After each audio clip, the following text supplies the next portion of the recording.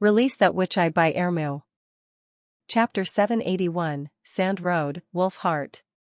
This was a long dream. A dream that Lorgar knew she was in. The moment the four-winged eagle landed on her, the pain of the broken bones in her legs coursed through her veins.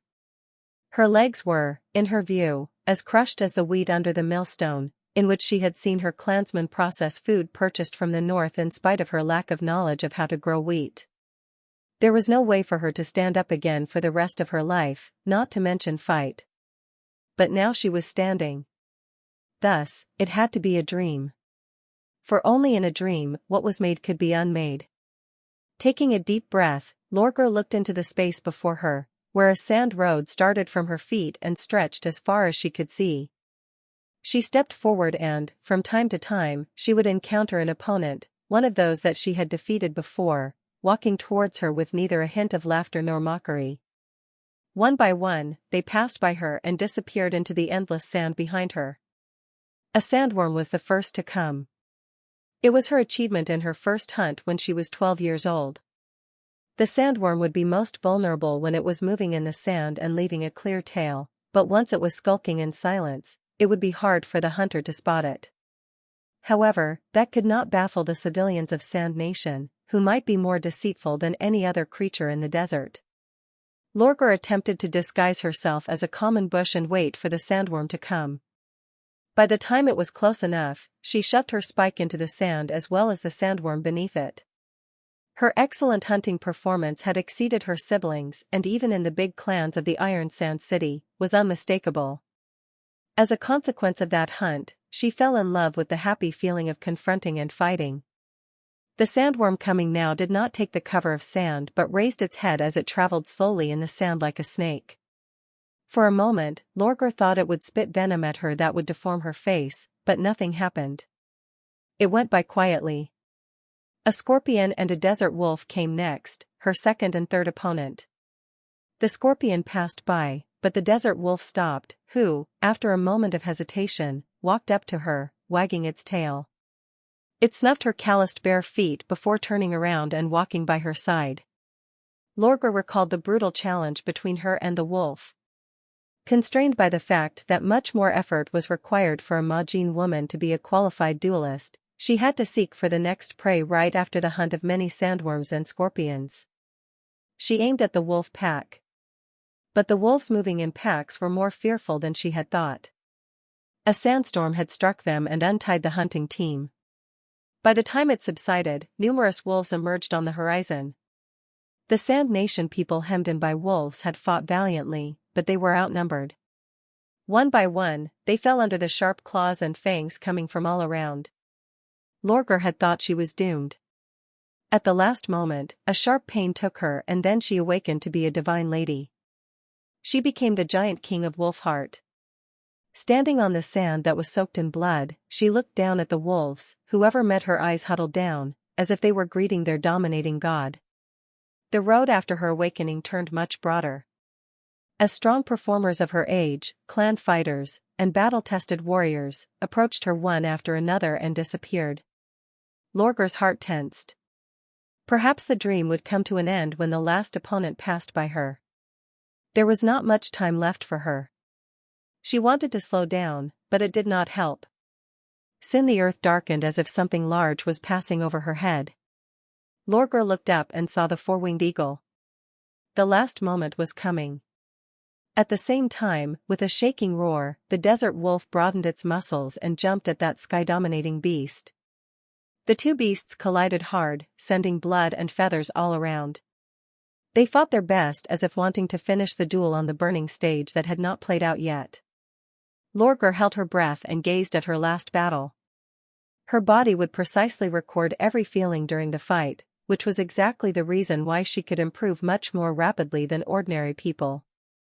If she got the chance to fight the beast again, it was certain that she could persevere longer and even snap its head before ashes lent a hand. What a pity that the opportunity was beyond her grasp.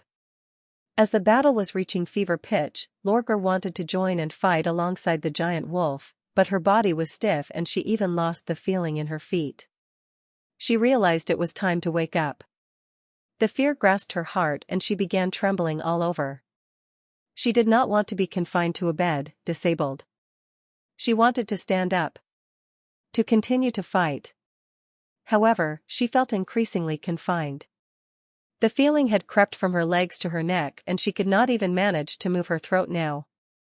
Suddenly, the desert wolf howled agonizingly from the pain of its torn abdomen ripped open by the eagle. Its intestines poured out as it faltered to Lorgar. The wolf only managed to move a few steps before its last strength evaporated and it fell in Lorgar's direction. Even at the last moment of its life, it attempted to block the rest of the strikes from the enemy for her. The strikes on its back were like the beats on her heart. No. Lorgar abruptly opened her eyes and sat up. The sand road and the beasts were suddenly all gone.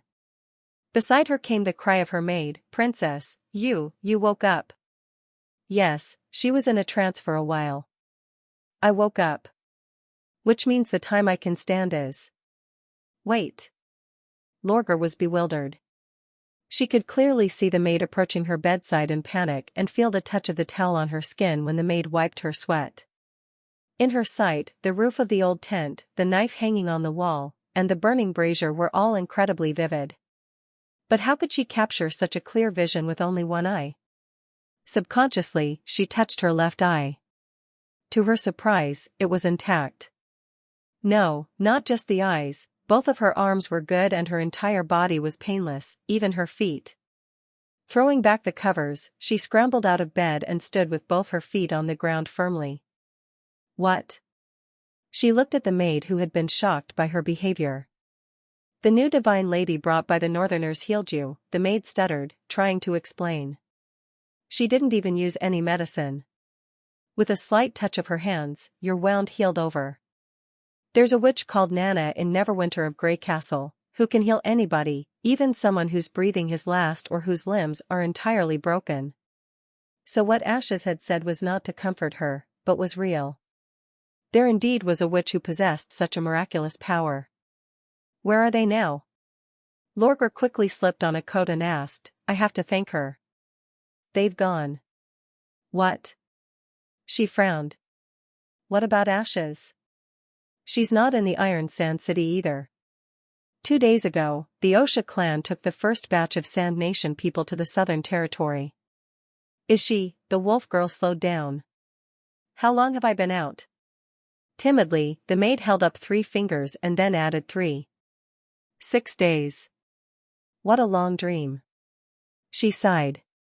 Is there anything else that happened in the Iron Sand City during that period? Yes, the Wildwave clan annexed the severely buffeted Black River clan and challenged us. The girl looked a little depressed. Lord Chief didn't take the challenge, but gave up directly. The rank of Wildflame has dropped to 3rd. We couldn't keep the stone castle any longer. Really? Lorgar raised her eyebrows. I need to see my father. Wait, my princess, you forgot your hood and cloak. The maid followed Lorgar to the doorway with some clothes.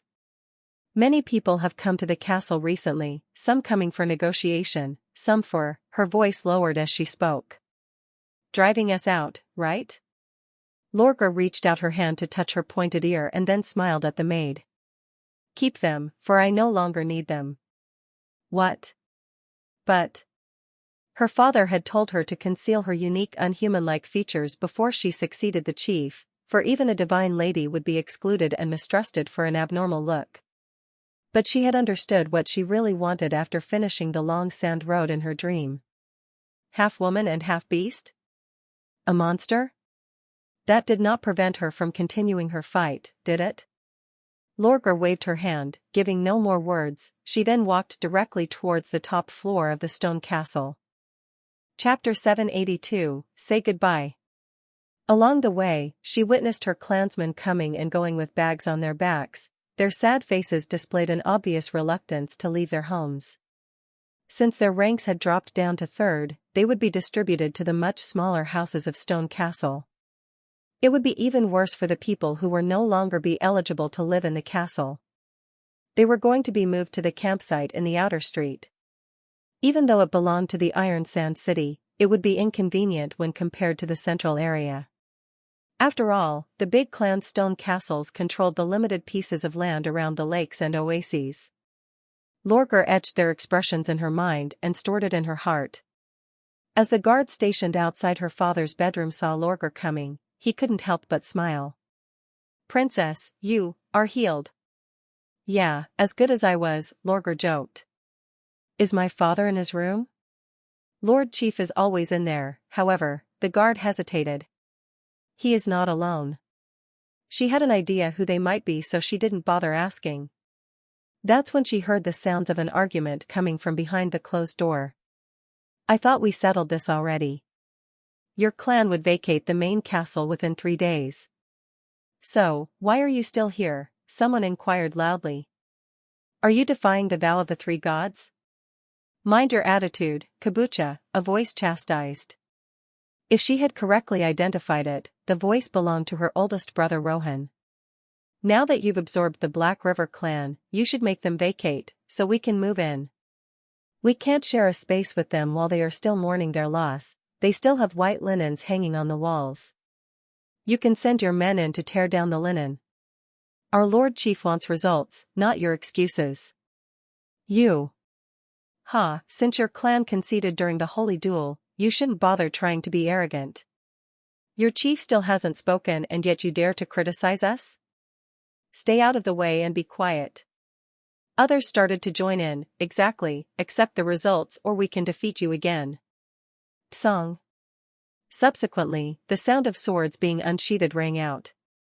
Just as the guard outside the room drew his weapon to join the fight, Lorgar stopped him.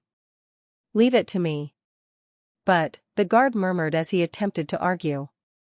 However, his next words were quelled by Lorgar's peremptory gaze. He lowered his head as he replied, "I understand, my princess." Lorgar pushed open the door and walked in, her face sullen. The warriors of the Wildwave clan stood with their arms crossed, defiant, as they ignored the sharp blades near their throats, betting that the Wildflame clan wouldn't dare to swing them. The warriors had guessed right. Both, her brother and the guards, only dared to threaten harm, making the Wildflame look weaker. Gwell's Burnflame was seated behind a square table and his eyes reflected the room's unsettled flames. Momentarily, the room was silenced. "Stow your weapons." Lorgar's voice broke the tension. Gwell smiled. "Finally, you're awake." "Sister, no, I mean, this is great." Rohan sputtered in disbelief as she approached them. At first, Lorgar wasn't able to read her brother's expression. She couldn't tell if he was shocked or surprised. Lorgar suddenly realized that her father hadn't told anyone about the Divine Lady of the North. Only her father and those who had cared for her knew, the rest still remained ignorant. Even her brother was surprised, not to mention the Wildwave warriors. "Lo Lorgar? Weren't you badly wounded during the holy duel?" "It's impossible. I saw clearly with my own eyes that her legs had been crushed and bloodied, as she was carried off the platform." "What's that I see, a wolf's ears and tail?" "She's a monster."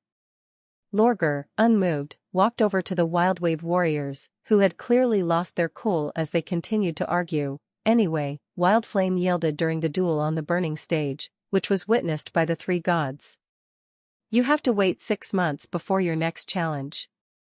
This rule about participants who yield not being allowed to challenge the winner before 6 months had passed was a safeguard against planned surrender for the preservation of power, and it was well known and accepted throughout the Sand Nation. "We accepted the results, just like we believe in the 3 gods." Lorgar gave the answer which relieved the tension in Warrior's chest. Unfortunately, it wouldn't last long. What she said next tensed the room up again. "So, who's Kabucha?" "I am." The head of the Wildwave warriors had no choice but to step forward. "Now that you have promised to respect the results, move out immediately. You are no longer the strongest clan. Do you really still want to cling to this castle?" The reply was a right hook to the face.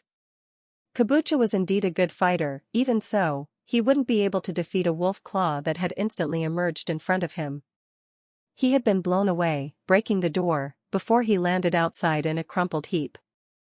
The other warriors glared at her, and yet, none of them dared to charge at her. Even though Wildflame dropped to the third clan, the dignity of the chief can't be ignored, especially by someone standing in the middle of our land. How dare you be so insolent? Lorgar accused. Take that punch as a lesson and get out, all of you. The moment Lorgar entered the room, the table had turned. Annexing Blackwater had contributed to a great part of Wildwave's force, so they hadn't feared the holy duel or the possible private challenge. They were confident they would transcend Wildflame. But, when Princess Lorgar of the Wildflame clan appeared before them, in the flesh, their confidence vacated them. They had to admit, even if Wildflame had decided not to duel with them in 6 months, they still wouldn't be able to afford losses to the giant desert wolf, who could sneak up and assault them, from time to time, in the future. Their day of reckoning would come, for they challenged them in the first place. For the Sand Nation people, revenge was as sacred as the holy duel. Wildwave warriors carried the bloody-faced Kabucha and left without a word. Father, now that my sister has healed, can we move back to this stone castle in 6 months? Rohan asked excitedly, his fists clenched. Or perhaps you can negotiate with the chief of Wildwave and save us from the trouble of moving, since they wouldn't stand a chance in winning the next duel, he should allow you the favor. Yes, our prince is right, the guards echoed in excitement. Let me go and stop everyone who is packing. Also, don't forget to throw out the Wildwave clansmen who have been lingering in our castle. Don't forget to tell them to take their belongings with them. They prattled on delightedly. Gwell's Burnflame softly coughed and looked at his daughter. What did you have in mind? That brought silence to the room. Everyone turned their eyes towards Lorgar and waited for her answer. Rohan was among them, slightly biting his lips, his eyes shadowed. Lorgar barely noticed. She took a deep breath and said clearly, Father, I want to leave and I'm here to say goodbye. Chapter 783, Where I Belong. Her words shocked everyone. Sister, no, what are you talking about? Rohan was the first one to recover from the shock. You want to leave the oasis? What will our clan do without you? How will we deal with the holy duels in the future? Where do you plan to go? Lorgar gave no answer. Instead, she looked at her father quietly. A rueful smile came over Gwell's face. He exhaled a long breath and waved to the others. Leave us alone. Father, Rohan opened his mouth, trying to say something, but swallowed the words. The guards were as surprised as Rohan, but respecting the family's privacy, they obeyed the command and left in bewilderment. Soon Lorgar and Gwells were alone in the room. You want to go to the north? Gwells asked straightforwardly. Yes, Lorgar answered honestly without hiding anything. I'll go to the southern territory of Grey Castle to find Ashes, and then travel to Neverwinter with her. What about the Wildflame clan? Go to the southern territory. You can find fresh oases there, without having to fight for food or water. She paused for a moment. I'll bet that you had already made that decision long ago. That's why you didn't accept the challenge from the Wildwave clan. Gwells raised his eyebrows, but denied nothing. Lorgar continued. It doesn't mean that you're afraid of them. Wildflame has been the strongest clan for decades, even before I turned into a divine lady. You would never spare them without making them pay an unforgettable price for their insolence, even if they did surpass us after taking Blackwater. It's this kind of spirit that we have always relied on to hold our ground in the biggest stone castles of Iron Sand City. The only reason that you wouldn't accept the challenge would be if the holy duel to determine the rank of the clans in Iron Sand City had already become meaningless. Our clansmen may fight and bleed to secure the future of the clan, but you would never let them fight a meaningless battle and die in vain. Am I right, Father? Gwell stared at her with a poker face for a long time before curling his lips into a smile. He shook his head and said, I don't know whether you were born a genius or you have the nose of a wolf. Or maybe both? In fact, I kept putting off the discussion of this matter because I wanted to seek your counsel on our relocation after you woke up. I don't think I truly understand. Besides, I have neither the intelligence nor the wolf's nose you just mentioned. I just have trust in my fists. Lorgar shook her ears. Fists? Yeah, I can figure out what kind of a person someone is once we've had a fight. You taught me to fight from a young age, and I've tasted both your punches and your weapons. It's only natural that I can perceive your true intentions. I'm so glad to hear that. Gwels laughed. What about Ashes? Can we trust her? For me, she's as unapproachable as a mountain, but a mountain is always silent and doesn't care enough to lie. She also gave me a feeling of a strength and safety, Lorgar said slowly. Those under her wings must feel very warm and comfortable. I'm relieved to hear you say that. Gwels seemed to have made up his mind. Since we're all going to the Southern Territory anyway, why don't you wait a few more days and join us? I don't want to wait anymore, Father. I feel my heart beat fiercely when facing the north, Lorgar said, pressing her chest with her hands. It's urging me to set out as soon as possible. If I get there earlier, I can see whether they really intend to keep their word to offer every civilian of the Sand Nation an oasis just as they've promised. Didn't you just say that you believed in them with all your heart? Gwels laughed. It's Ashes I trust, not the chief behind her. Ashes may not be lying, but it doesn't mean that she can't be cheated. Lorgar waved her fist. If the king of Greycastle deceives us, I won't let him stay in peace. What if Drow Silverman's words are true? Will you swear fealty to him if he treats the Irons and people of the Majin clan as well as he does his own people, or even serve him in the same way your mother did? Gwels asked with great interest. If all you want to do is to challenge his men for your own entertainment, I'm afraid he won't welcome you. I won't. Who would be interested in a monster that's half man and half beast? The short fur on Lorgar's tail bristled and her eyes turned away. I've heard from Ashes that there are extremely powerful alien enemies there. That's what I'm going for, not to serve the king. I'll pay them myself if I need any cures or treatment from the witches. The chief of Wildflame stopped teasing her and waved at her. Come over here. Let me have a good look at you.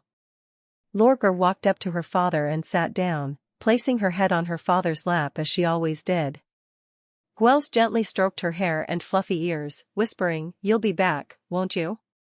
Yeah. Lorgar closed her eyes. If the people of Greycastle people can come to Iron Sand City, then so can I. It'll also be easier for me to pay a visit after our people move to the Southern Territory, as it'll be closer.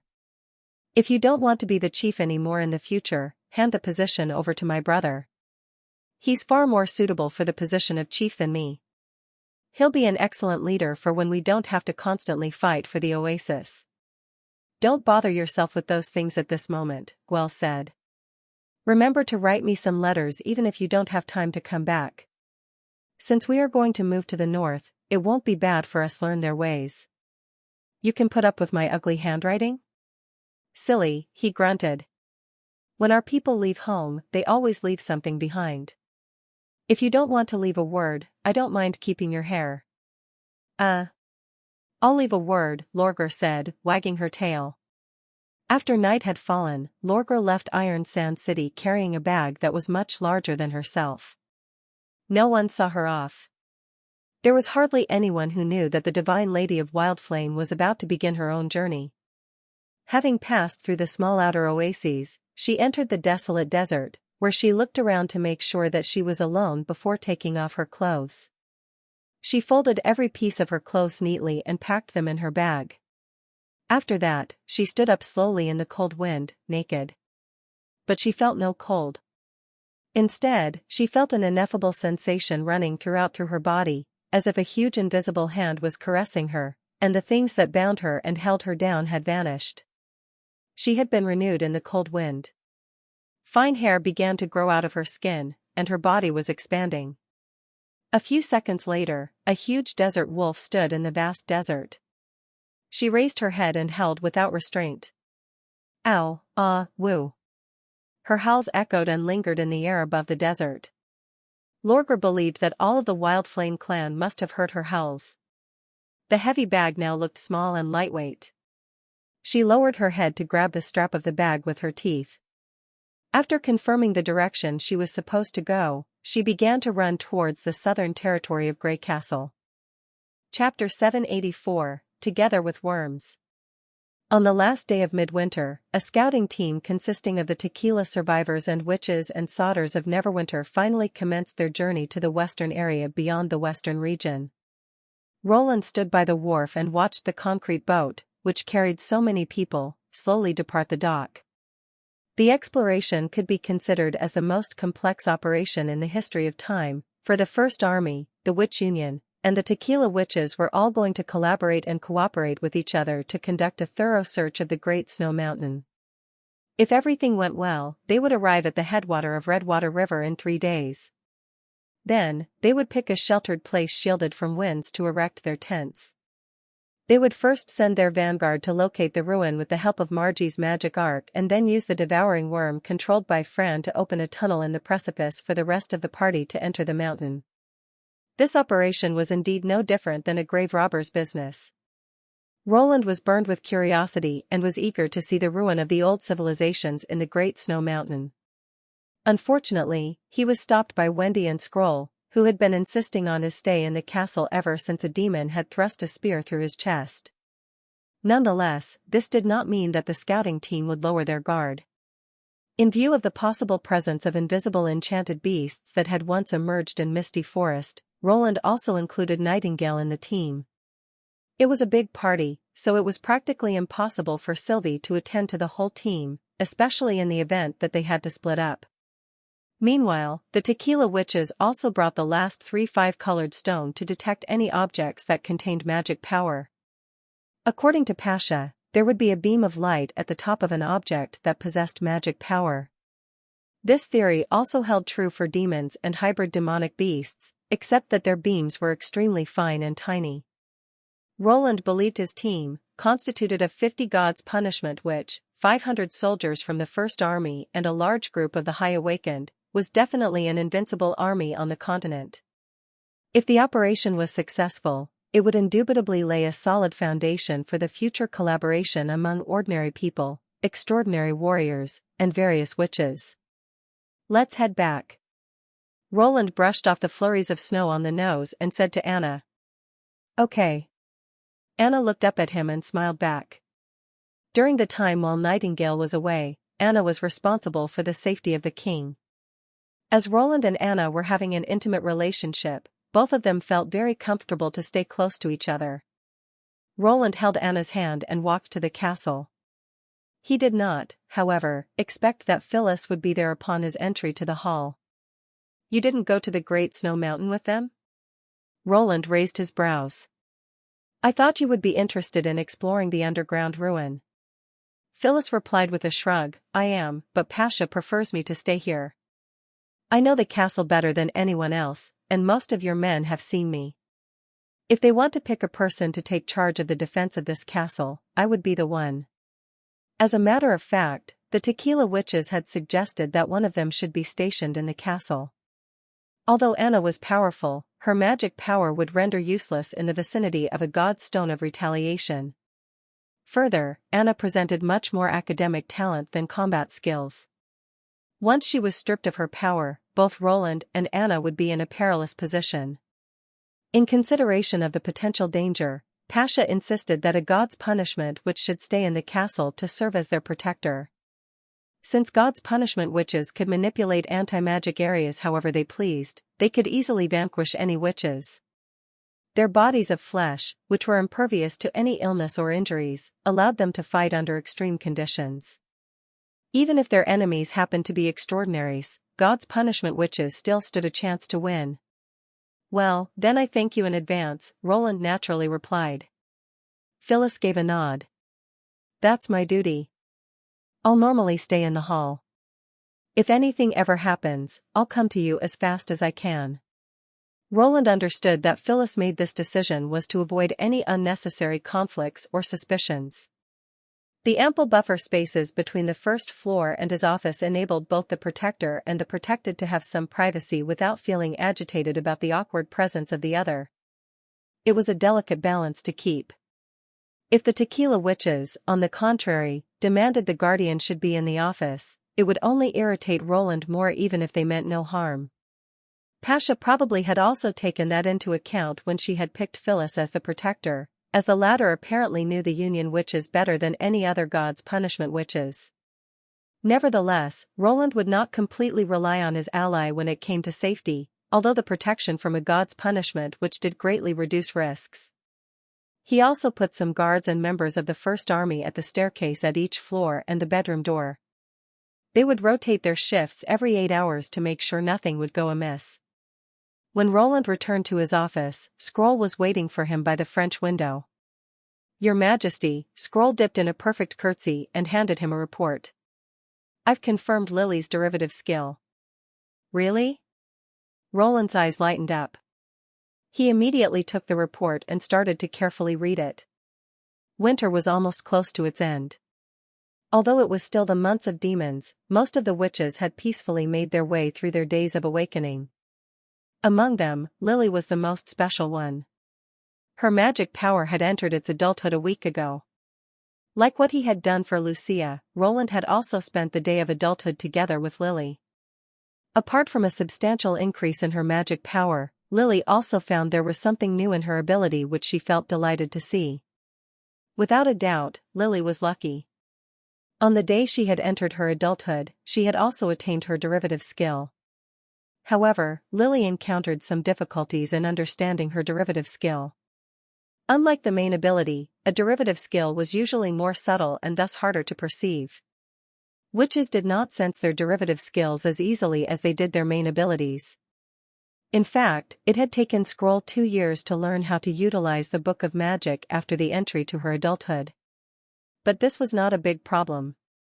According to Agatha, to overcome this obstacle, witches only needed to practice their main abilities over and over again and thereby slowly searched for the solution. Few witches would obtain a derivative skill entirely irrelevant with her main ability. The relationship between the main ability and a derivative skill was analogous to that of roots and twigs and leaves. Derivative skills could, to some extent, supplement and strengthen the main ability. Sylvie's ability to distinguish magic power and Soraya's painting brush were both solid proofs of this theory. Roland was surprised by the report. Is she now able to absorb a parent population into her body and keep it in there? Scroll inclined her head. Not only one. It was actually an accidental discovery made by Lily when she did her experiment. She found some assimilated parent populations enter her body and remain in there ever since. She thought they would disappear once she summons parent populations again, but in reality, they could still get out of her body upon her call and continue to assimilate other microscopic creatures. Roland soon realized what that meant. After the second evolution, the little girl had learned to turn parent populations she had seen into some specific microscopic creatures. Now, her new derivative skill simplified the matter. Lily did not need to actually see parent populations on the spot, but simply needed to remember them. In other words, she could collect converted parent populations aforetime and released microscopic worms when needed. Her new skill largely accelerated the assimilation process. Roland could envision, with the enhancement of the accuracy of microscopes and the increase in the parent population types Lily carried, Lily would eventually become a walking biochemical bomb. Roland was amused by the notion that a harmless assistant witch, after receiving continuous education in Neverwinter, had, in the end, become a combat witch who carried a potentially lethal weapon. He felt both lucky and relieved that Lily at least belonged to the Witch Union. He just wondered, however, if demons would ever get sick or infected by any diseases. Chapter 785, An Intruder. After Scroll withdrew, there was nobody in the office except him and Anna. Roland opened the half-completed textbook, planning to finish the latter half, but words seemed to elude him. For a long time, his quill in the air, he did not write a single word. Roland noticed that he always involuntarily looked in Anna's direction, as though his eyes were glued to her. "What's the matter?" Sensing his gaze, Anna put down the parts she was working on and smiled at Roland. "No, nothing." Roland slightly shook his head. "If you feel bored here, we can go to the backyard of the North Slope Mountain." Anna curled up her lips into an imperceptible smile. "I don't feel bored at all. I can finish the work here. Most importantly, I don't mind where I am as long as I can be with you." These words might bring the color to a maid's cheeks, but they just came out of Anna so naturally. All right. Smiling, Roland dropped the matter.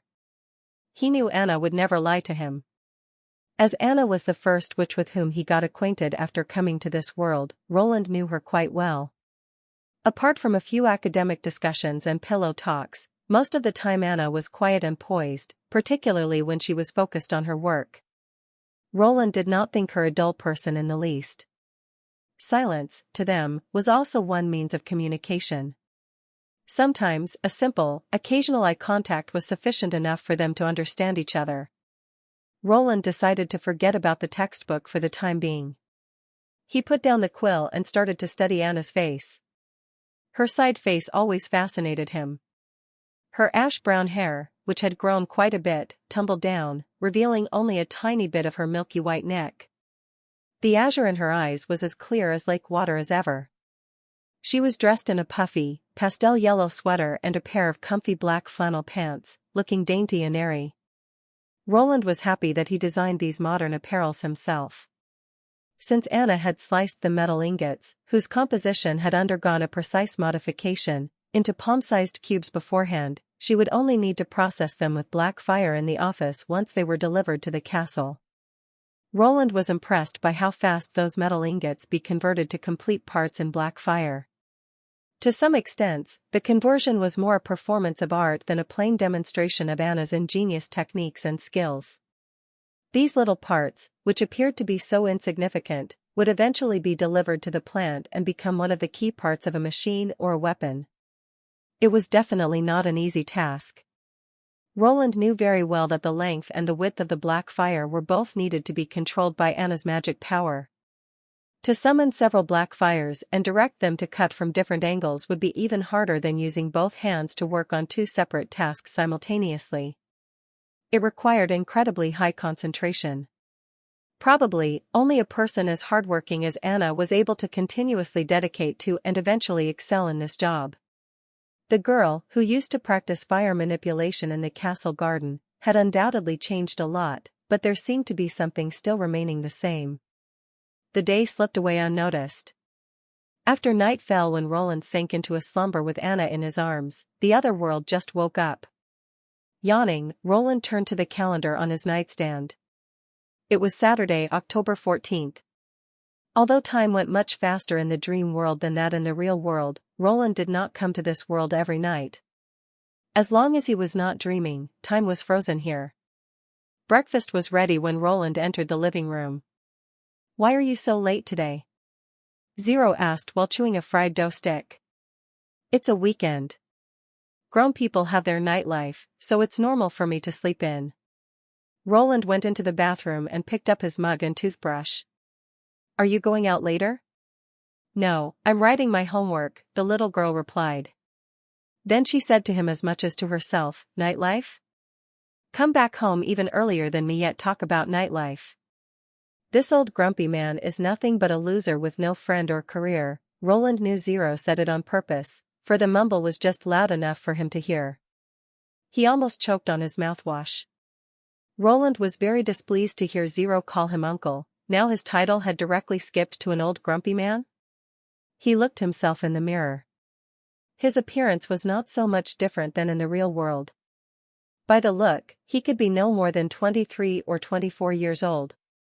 Although not splendidly attired, wearing only an undershirt and shorts, he could not be considered as a loser or an old grumpy man by any means. Roland blamed the child's poor judgment. He decided not to argue with the little girl but simply said, "In that case, I'll leave my key here. I need to go out later, and you should open the door for me." "Got it." By the time he brushed his teeth and washed his face, Zero had finished her breakfast and retired to her room. Roland waddled to the table and turned on the TV with the remote. He needed to meet Garcia today. Within several months, he had pretty much obtained all the necessary textbooks and materials and had shoveled them to the bedroom. The only work left for him now was to copy them. However, the search for other memory fragments met some obstacles. No tenant in the apartment of souls was willing to let out his room. To this date, Roland had only persuaded 2 tenants, but there was nothing valuable behind the gate of memory. There were over 2,000 residents in the apartment, but it was hard for Roland to collect large capitals just by selling armors, for armors are no real antiques. His act would probably raise as much attention from the police as he broke into someone's residence. After a full reflection, Roland concluded there were only two possible ways: one was to increase his revenues and the other his reputation. If he could be as distinguished as Garcia around Tongzi Street, he could then easily persuade his neighbors to move or rent his apartment. If he became financially capable, another solution would be purchasing the whole building. Either way was a big investment, and currently, the more feasible way to access such big funds seemed to be joining in the Martialist Association.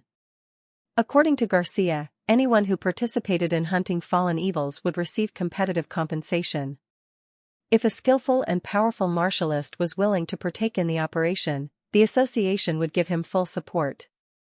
When Garcia mentioned about the remuneration, however, she looked quite contemptuous, as if she slew fallen evils just to protect human beings rather than for the money. Roland spoke highly of her valor and gallantry. He then inquired about the detailed rules pertaining to the rewards. If truth be told, Roland felt this organization, which boasted of responsibilities and personal dedication, sounded quite fishy. He somehow tasted conspiracies and shady underground business. Given that, he felt reluctant to work for them, and certainly would not work for them for free. He decided to be a member of the Martialist Association simply because this was his last hope after numerous fruitless, vain undertakings over the past few months. When it was 10 o'clock, Roland put on a suit and took off. Although they were going to meet up in room 0827, Roland felt it advisable to be formally dressed since this was, after all, an official application. But no sooner had he stepped out of the room than he heard a screeching child scream behind him.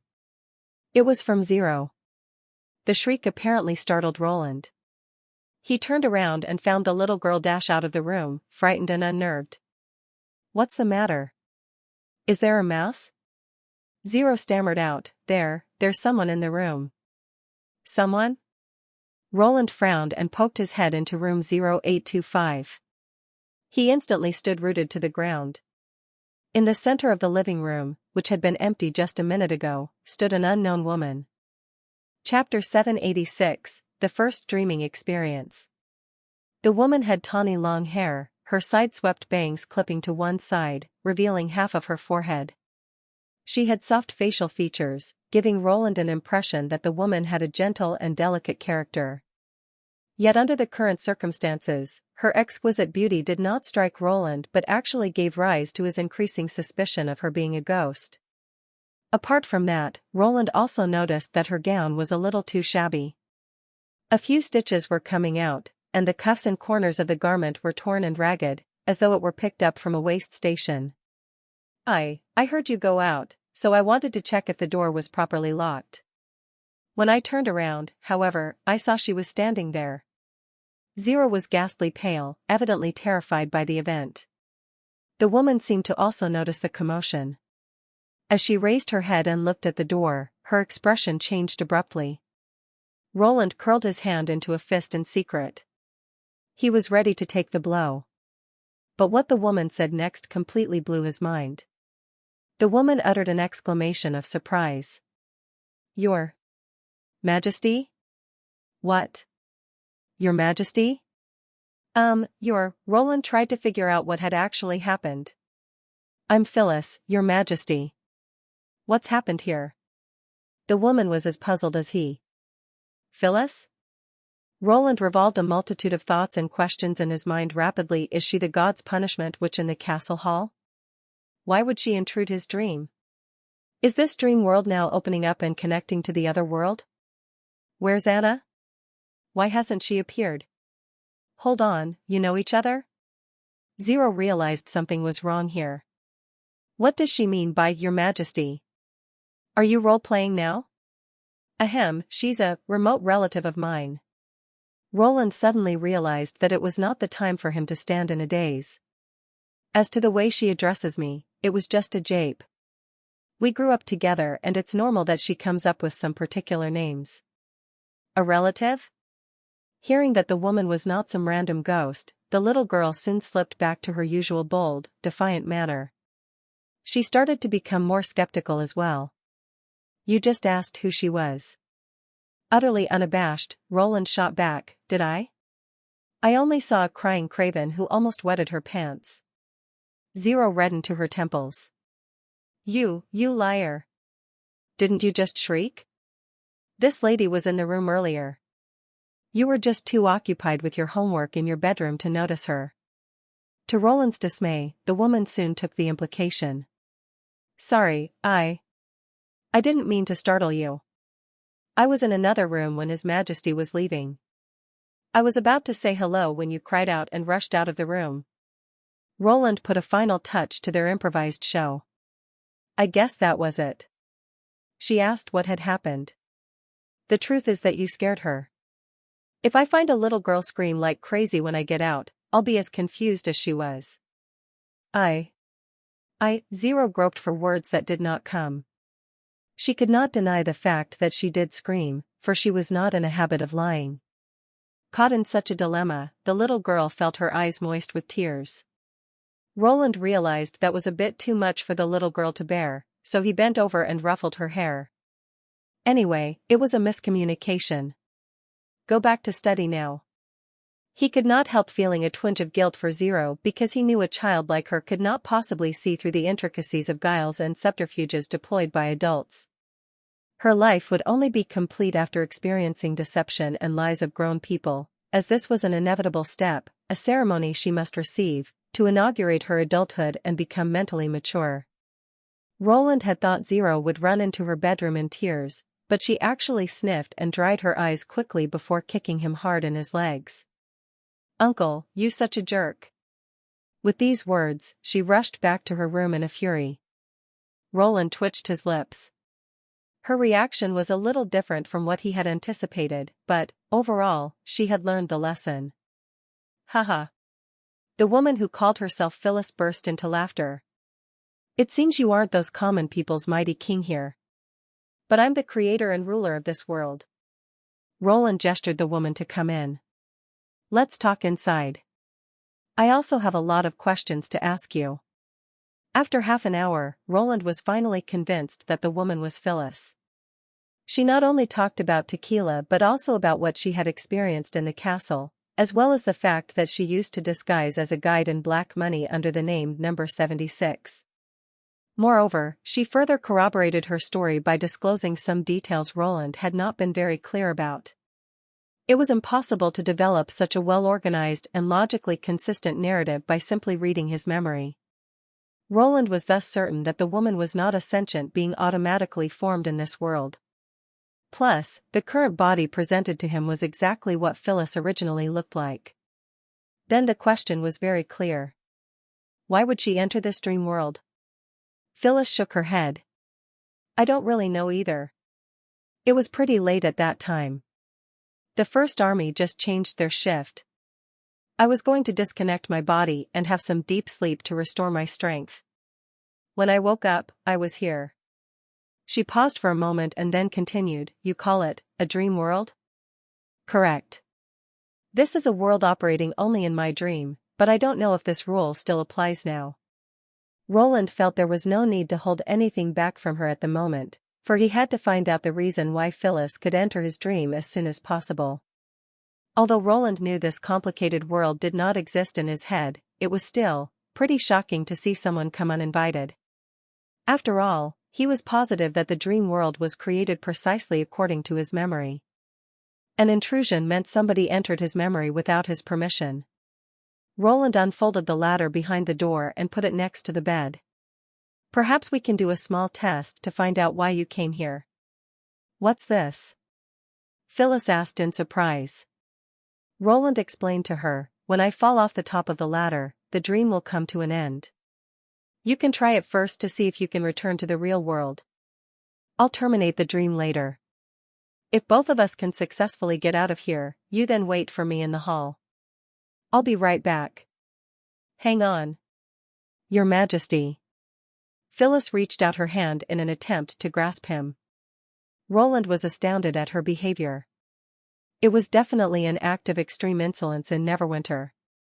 Could she have completely abandoned all her manners and customs learned over the past hundreds of years after coming to a totally foreign environment? Roland thought that was very unlikely.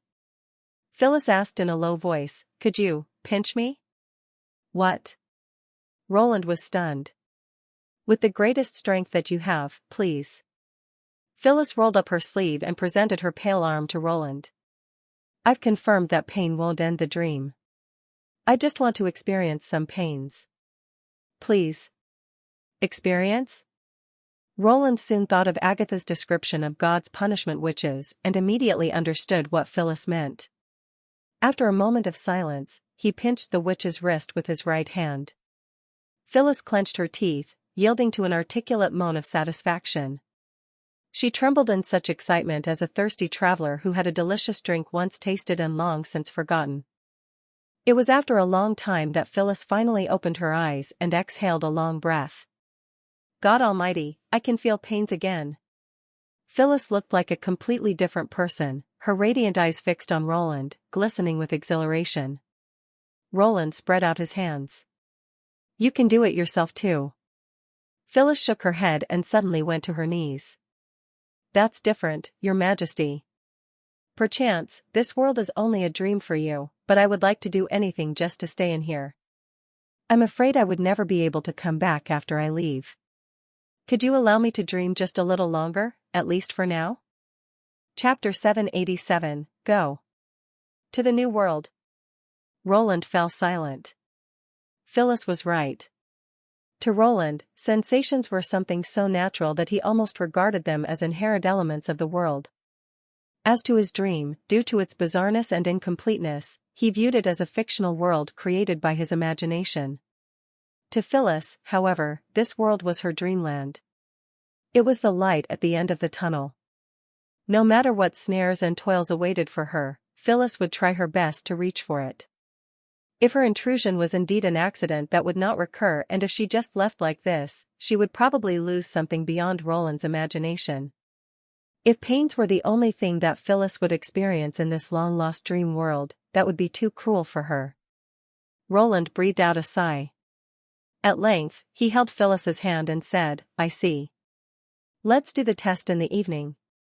2 days in the dream world roughly had the same time span as a full night in the real world.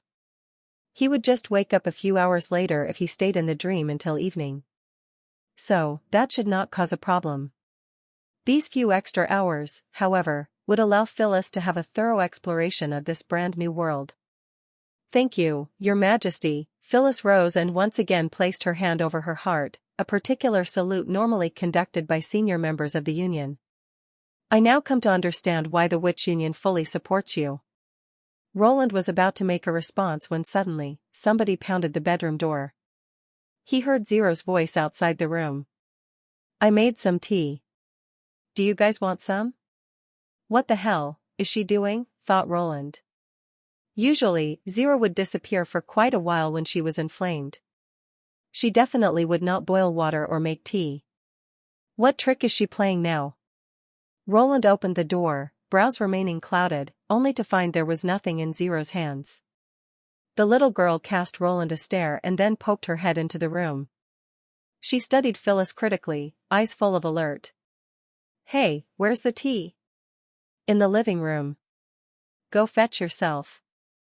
Zero grudged him a grunt. "By the way, don't you guys produce weird noises? You distract me from doing my homework." At these words, she stormed away. So that's the reason." Roland shook her head, speechless. Children these days seem to be more sophisticated than he expected them to be. If it were him, he would just have inquired about their health with some concerns and asked if they would like to go to hospital rather than forming those crazy, inappropriate ideas in his head. Roland shrugged after closing the door. Pay no mind to her. A child born in the 2000s is supposed to be like that. It's a different age after all. Phyllis looked quite confused. The 2000s? A different age? What's your relationship with her? Just a roommate, Roland explained to Phyllis without giving her the details. He simply waved away her questions.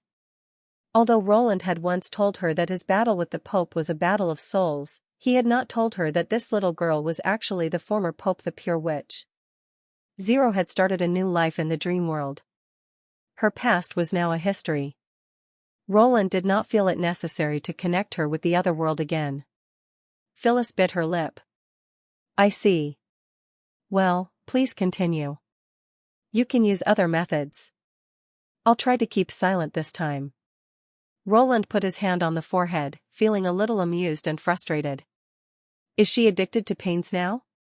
There is so much fun in this world. She absolutely doesn't have to stick to this one sensation solely. Ahem. Roland cleared his throat. Since you've come to the dream world, let me show you around. Can I go out, like this? Phyllis asked in surprise. It's apparently very different from Neverwinter here. Won't I cause you trouble if somebody notices my presence? Phyllis had clearly observed the dramatic change in the surroundings, but evidently, she thought people in this world still acted the same way as those in the Four Kingdoms where witches were repudiated by the mass.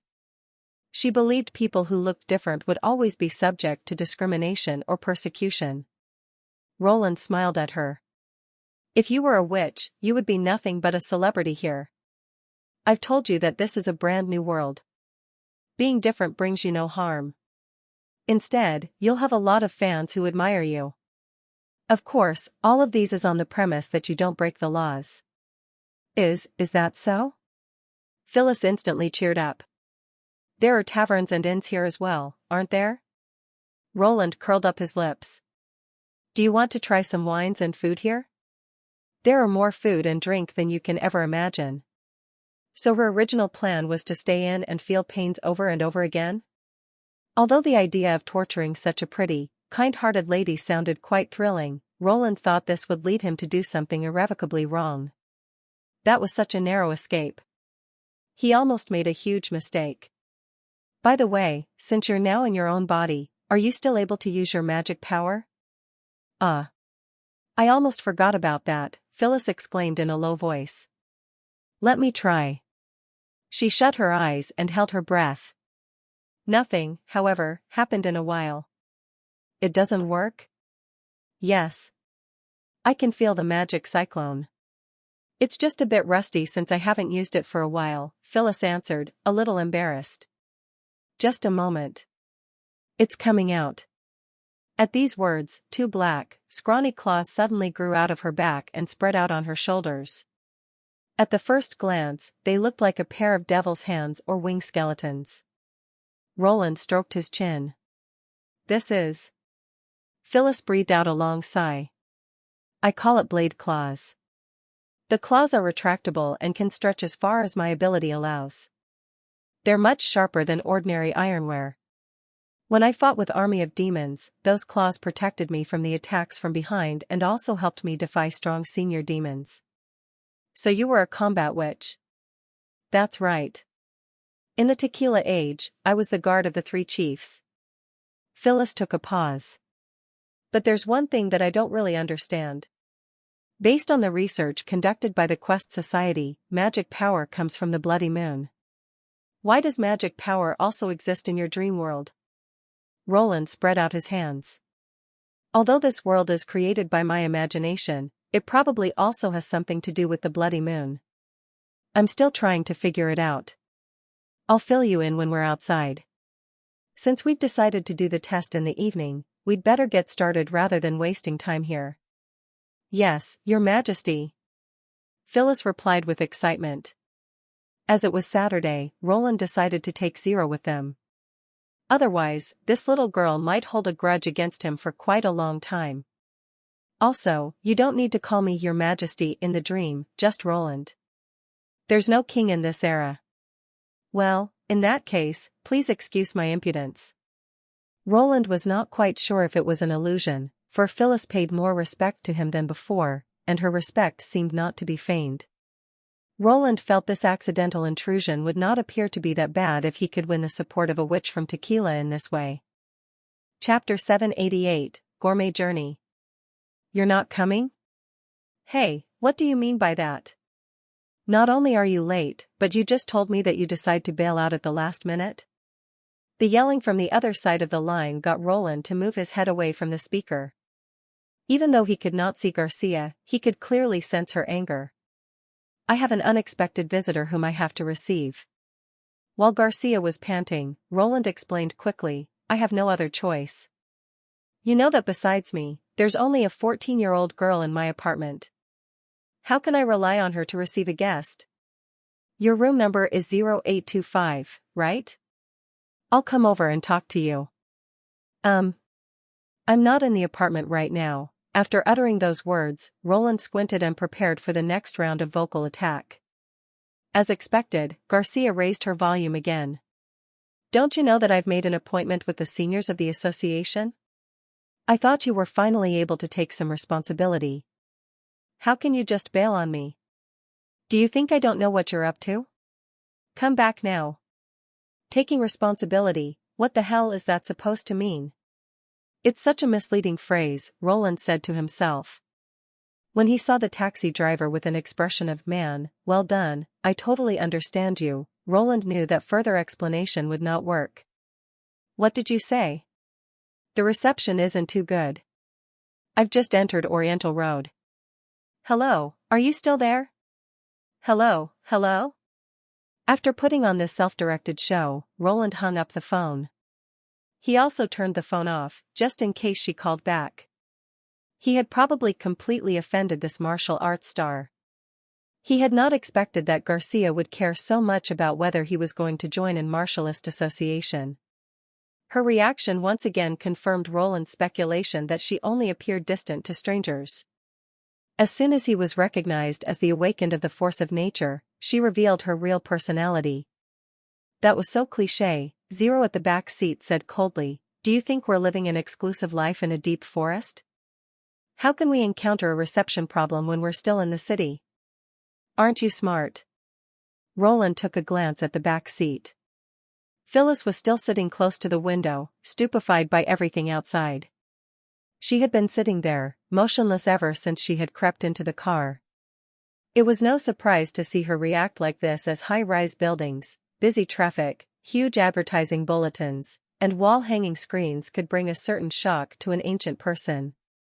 As a matter of fact, the increase in productivity resulted in drastic changes in the era. The radicality of those changes, which might even shock the locals, could make a city look completely different within merely 2 decades and would certainly overwhelm a tequila witch. Before this trip, Roland helped her change from her raggy robe, allegedly the tequila uniform, into his own clothes. A t-shirt and shorts were unisex, and so there was no problem for Phyllis to wear them. Oddly enough, those cheap clothes looked rather casual and fashionable on her. It seemed a person's appearance could make the ugly become beautiful. The only problem was the bra. In the end, Roland had to request Zero to wrap a cloth around her chest to solve the issue. The purposes of this trip were specific. They were taking the god's punishment, which to eat and buy her a new set of clothes. What if she could enter his dream again? She could not always wear his clothes and be wrapped in cloth. Here we are, Green Valley Park, the driver pushed down the taximeter and said, $25. This park was not far from Roland's apartment. It was also a piece of fine green land that Roland discovered during his city exploration. There were not many people here and a business street was just nearby. Most importantly, there were KFC and McDonald's chain stores nearby. Right, these two were Roland's first choices as roadside food stands offered 2 poor dining environments and there was no guarantee that they tasted good. After all, this trip was meant to let the guest from the other world have a good time.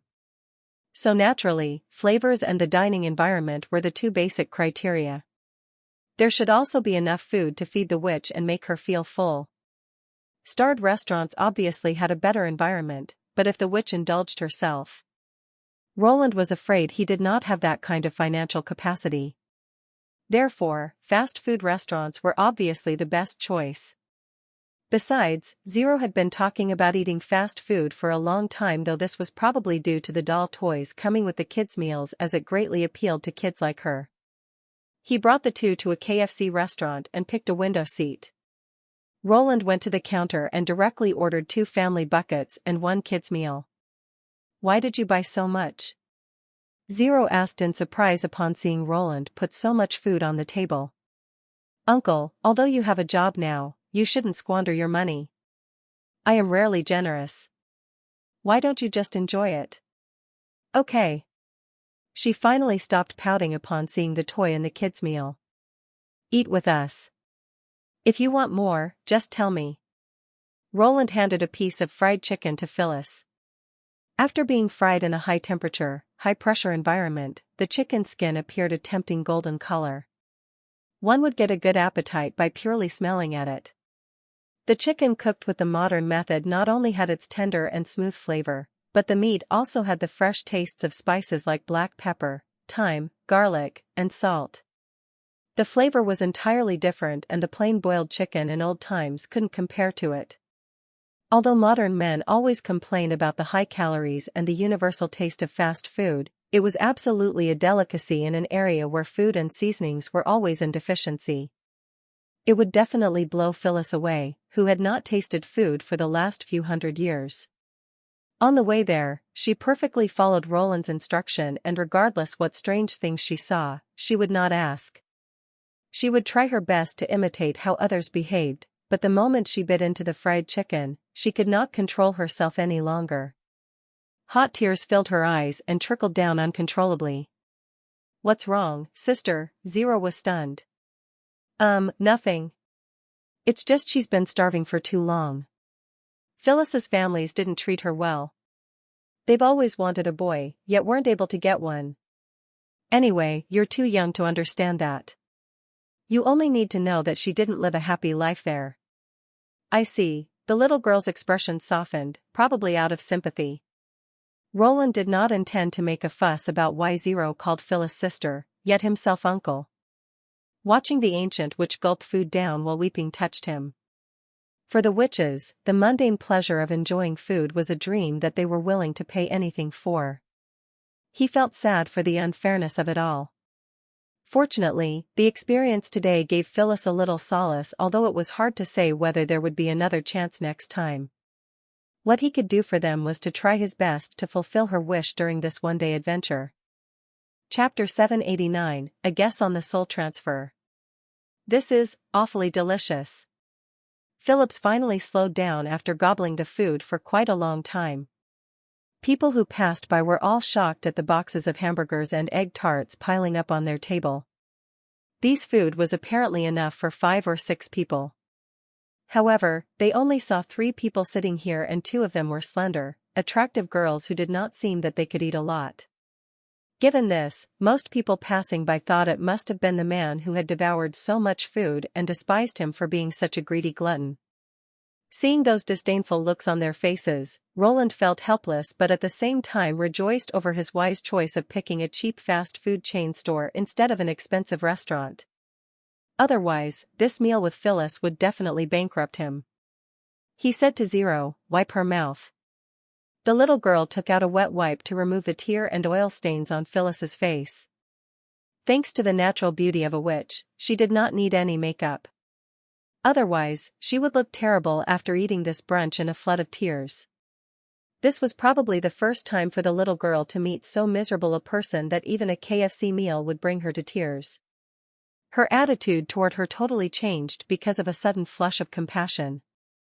Seeing her finish the brunch, Roland took a sip of his Coke and said to Phyllis, "Here are some ice cream cones, but let's talk about the dreamland first.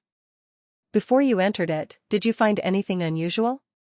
But, she glanced at the little girl sitting beside her and hesitated. He blinked at the ancient witch and said, "That's all right. It's just a dream you had in your childhood." She immediately got what he meant and said, "Oh, well. It happened long before. Let me think. No, nothing special. I just leaned on the wall and disconnected myself. In this way, I can quickly refresh myself without being totally off guard." "Can you sense the changes in the surroundings even after disconnecting yourself?" She nodded. "Yes. By doing so, I just stop my control over the body and send my consciousness into the darkness. In the dark, I can still sense the dangers nearby, but I don't see or hear them. This feeling is hard to describe. It's like someone else reminding me of the dangers in the dark. Celine calls this phenomenon a subconscious connection. Only when we're kept in soul containers will we truly become unconscious. Zero twitched her mouth. What are you talking about? Who's this Celine? A shrink. Don't interrupt when adults are talking. Roland gave her a glance and continued. If you get bored by this, go to the park to watch people fishing or flying kites, but don't walk too far away from us. She snorted and left unhappily with an ice cream cone in her hand. Looking at the little girl through the French window, Phyllis asked, "Is it safe to let her go out alone?" Roland shrugged and said, "It's fine. It's pretty safe in this era, and she's not easy to deceive. Let's go on."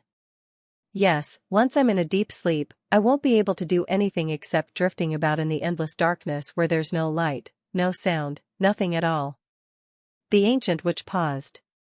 However, this time, in my deep sleep, I saw your residence in this dream world. My astonishment was beyond description at that moment. Fortunately, I saw you soon. After a little thought, Roland said, "Well, the only special thing about your deep sleep this time was that you slept in my castle." Yes, just that.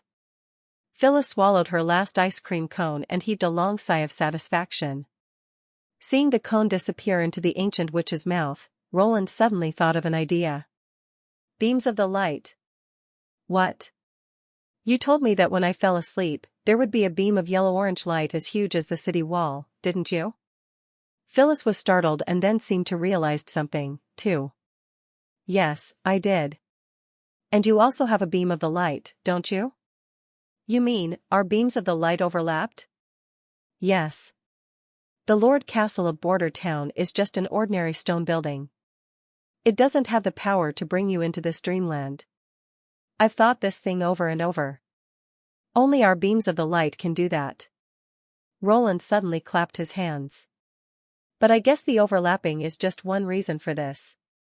Meanwhile, you've also got to cut off your consciousness to get here. Otherwise, Anna, Nightingale and some other witches would have come to this dream world long before you. At the same time, Roland thought of something else. He had been baffled about the word soul in Tequila Witch's stories. They had transferred their souls into different shells, such as God's punishment warriors and those strange carriers left by the underground civilization. In this way, they had successfully controlled these shells, but they had never explained to him what souls were. Based on his understanding, a person's soul was his or her thoughts and memories, which were generated by the communication between neurons through electric currents. He had believed that a soul was not something real or something which could continue to exist when it left a human body. However, the Tequila Witches had told him that the underground civilization's soul core could not only extract one's soul but also transplant on something else. He had attributed this to the wonders created by magic power, but now he thought it differently. What if memories and minds could be analyzed? Supposing beams of the light and magic power all come from the bloody moon, these so-called souls may also come from it. Once the soul core is activated to extract someone's soul, his or her memories and minds will be somehow copied and stored in the bloody moon. The beams of the light just serve as the transmission passages in this process. That's how the soul transfer works. Pasha used to say that as the process of transforming magic power into something real was extremely complicated, the deities took over this job and gave different witches beams of the light in different sizes. No matter she was right or wrong, her theory, to some extent, can explain why the beams on the heads of the gods' punishment witches became much thinner after the soul transfer. Transmitting someone's mind and memories is much easier than transforming magic power into some effects or some objects in the real world. Given that, this soul transfer process won't need a wide transmission passage. My dream world is far more complicated than most of the witch's abilities. That's why my transmission passage, namely, my beam of the light, is as wide as the city wall. When Phyllis cut off her consciousness within my beam of the light, her thoughts and memories stored in the bloody moon overlapped with my dream world. That's how she got into this world. Roland was thrilled at this discovery, since this theory seemed to be able to explain all the things that had puzzled him for a very long time. If overlapped beams of the light did bring Phyllis into the dream world, that meant this world was also a part of the Bloody Moon. Through Zero's soul battlefield, he somehow created this world in the divine domain of magic power. When he was about to tell this discovery to Phyllis, a loud bang broke out in a restaurant next door, coupled with lots of glass window fragments flying out. People fled the place in panic, crying and screaming, making the diners in the KFC restaurant nervous and confused. Chapter 790, A New Fallen Evil. Run. It's a fallen evil. He changed just a moment ago. Call the police, hurry, hurry. He help, I sprained my ankle. He's coming, watch out. Ah. Roland followed the crowd out of the KFC store and found the restaurant next door was in a chaos. The diners all scrambled to the door, crowding together in the hallway leading to the only exit. Most people nearby turned around and fled the moment they heard a fallen evil appear, and some of them turned on their cell phone cameras to record what was happening while retreating from the scene.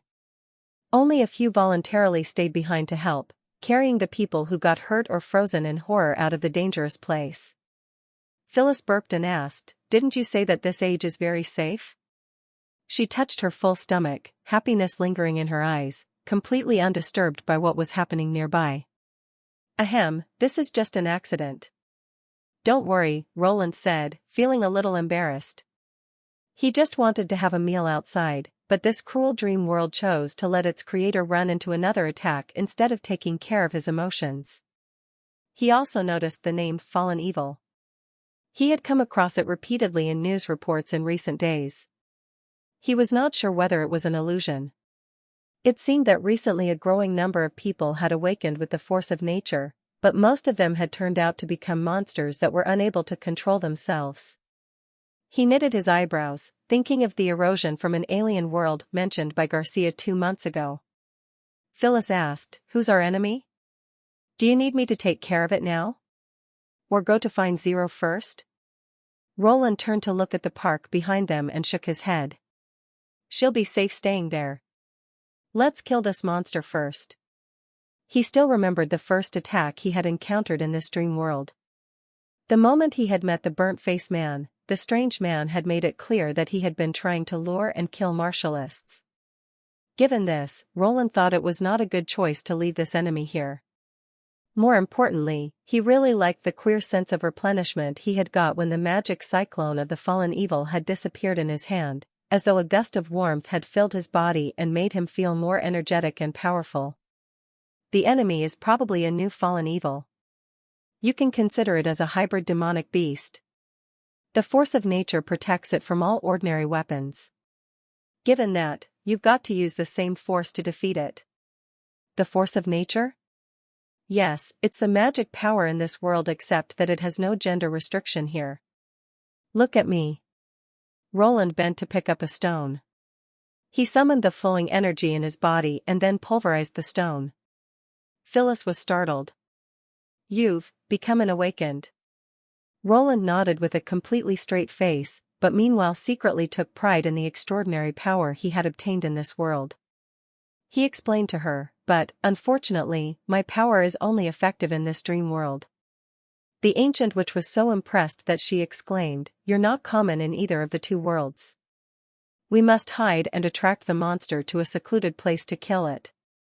These two chain stores must have hallways connected to the indoor shopping mall behind them. Let's go." Roland and Phyllis went back to the KFC store and found a door leading to the shopping mall and its staff area. As he had expected, the loud bang had scared most shoppers away. They only saw a mess behind the door. Instead of getting into the McDonald's where the fallen evil had awakened, he asked Phyllis to summon her blade claws and release her magic power in the mall. Based on what he knew, a fallen evil would sense the power and eagerly run after it. The burnt-faced man had been attracted by him in this way and had even mistaken him as a martialist. Soon, with a loud explosion, the back door of the McDonald's was torn apart. A roaring man rushed out of its staff area in the smoke and darted at Phyllis without a word. As the miraculous power had drastically improved Roland's dynamic vision and reaction speed, he clearly captured the appearance of the enemy. Different from the burnt-faced man, this fallen evil's red cyclone in his left hand was much smaller and dimmer. That meant he had just awakened. This time, Roland did not feel a strong thirst for this newly awakened fallen evil cyclone, since the circulating speed of the warm current in his body did not significantly accelerate. According to their plan, Roland and Phyllis were going to drag this man into the KFC first. However, he suddenly stretched his left arm toward Phyllis and opened his left palm. In an instant, the air in front of the tequila which expanded rapidly, creating surging waves visible to naked eyes. Roland had a chance to escape from the coming explosion, but he still decided to stay behind Phyllis to protect her, since the latter did not have a strong God's punishment warrior body in this world. The explosion sent them flying toward the KFC's kitchen. He caught her from the back, cushioning the blow for her. The blast sent them through a wall built with soundproof panels before they fell heavily to the ground near the KFC counter. Covered by dust, Roland coughed and then tried to slightly move his lower back. He found that his resilience seemed to increase together with his strength, as he felt all right except for some numbness at this moment. Meanwhile, he was surprised by this fallen evil's ability. No hybrid demonic beast in the real world had any attacking method like this, and even the burnt-faced man who seemed to be more powerful had not revealed similar ability in the last attack he had met in this dream world. He looked at the witch in his arms. "Are you all right?" "Sorry. I was too careless, but trust me, the fight will end soon." Phyllis lowered her head while slowly getting on her feet. The cheap short-sleeved shirt she wore had several tears, and one of her claws on the back was broken. Apparently, she had used these claws as a shield to protect herself in the explosion. Before long, the fallen evil walked into the KFC, breathing heavily. As soon as he saw Phyllis, he smiled ferociously and stretched his arm toward her again. "Time to die, Martialist."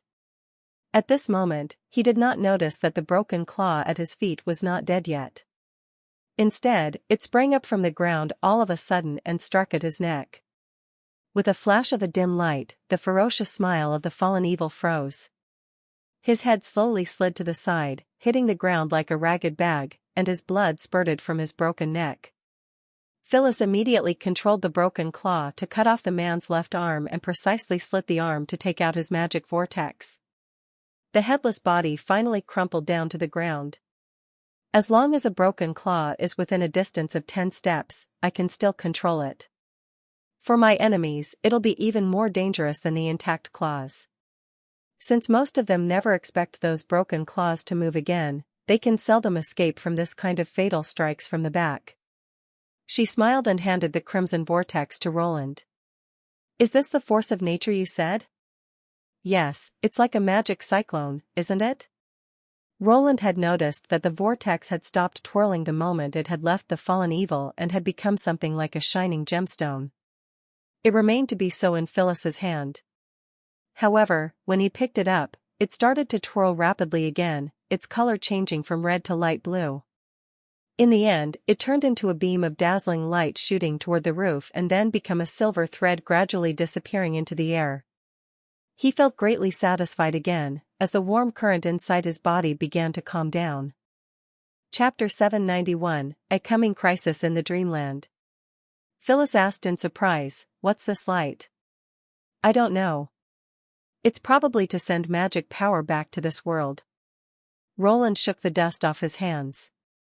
"We have to leave this place as soon as possible.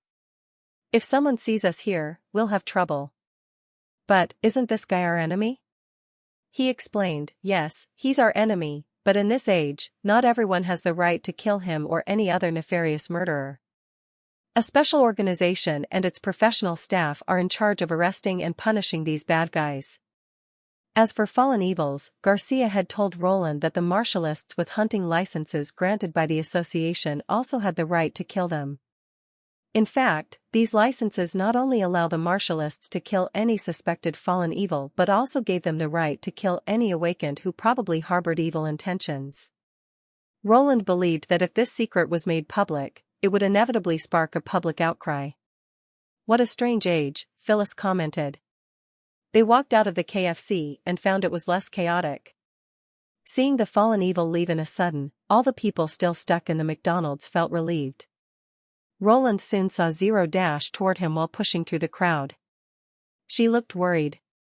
Her hairband had slipped off, her long white ruffled hair tumbling down to her shoulders.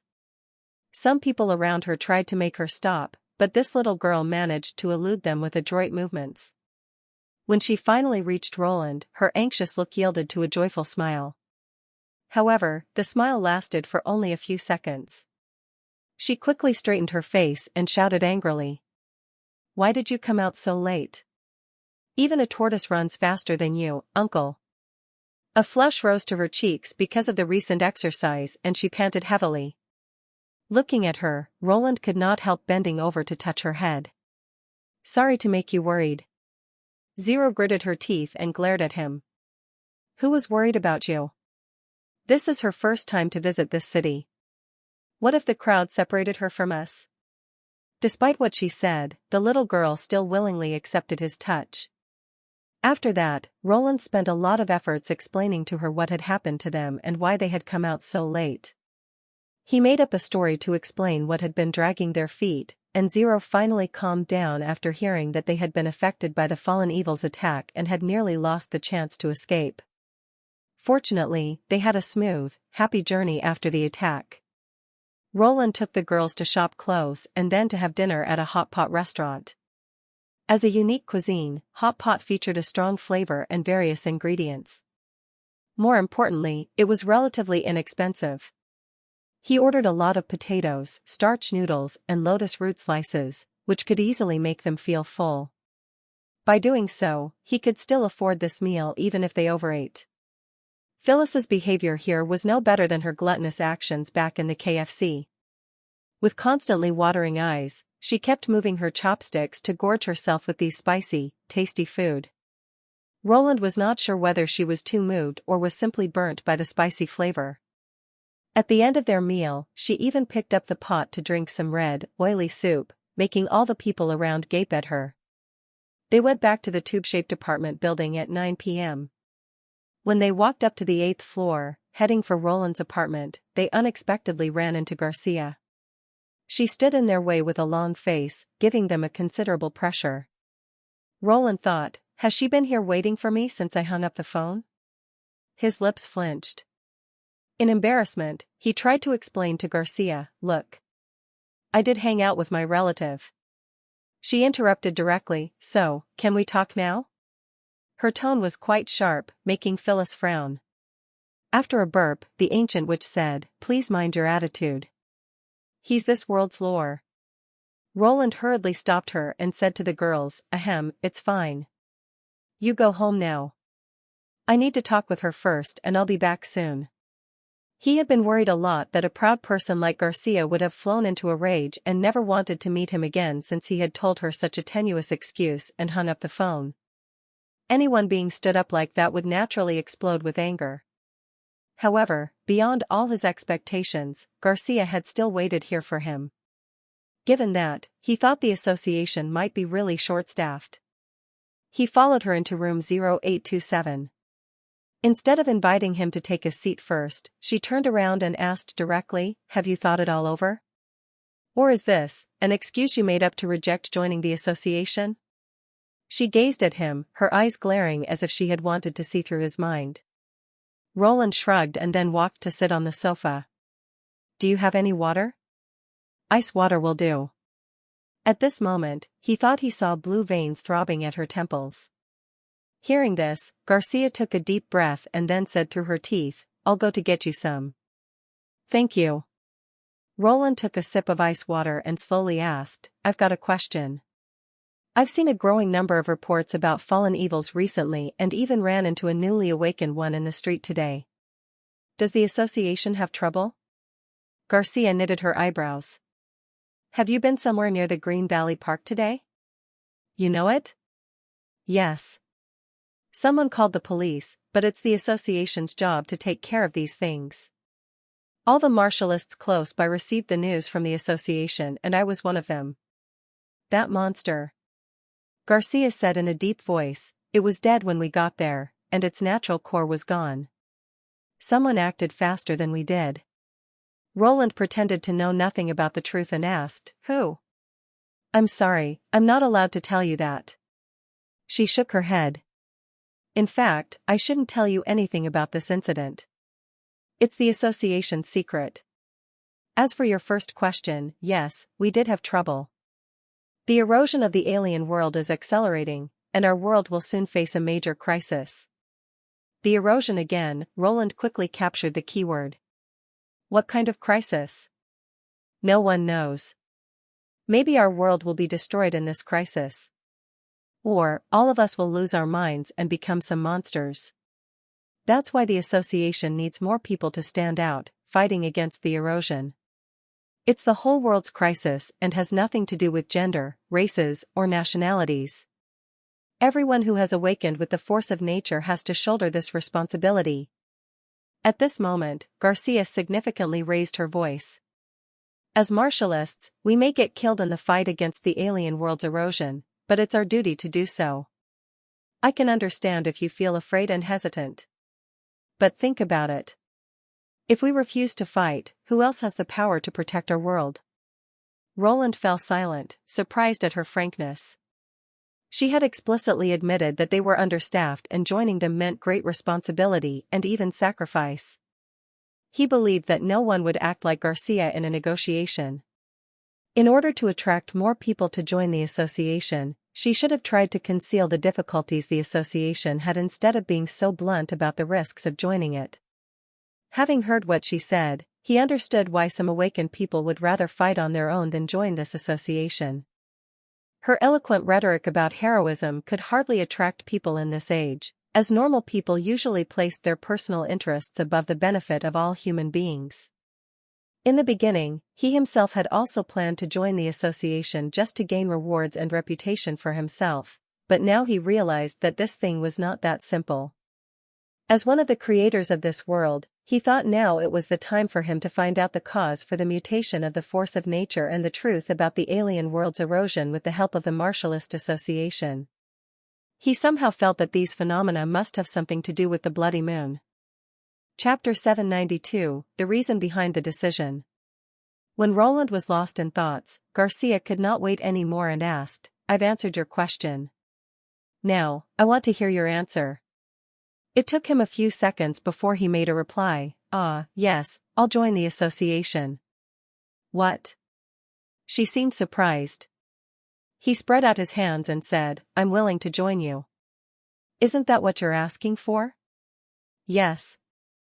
I was just thinking that you thought I got cold feet? He chuckled. I really just went shopping with my relative in the afternoon. Why can't you trust me? But can I apply to join the association now? You said that the senior is the referee.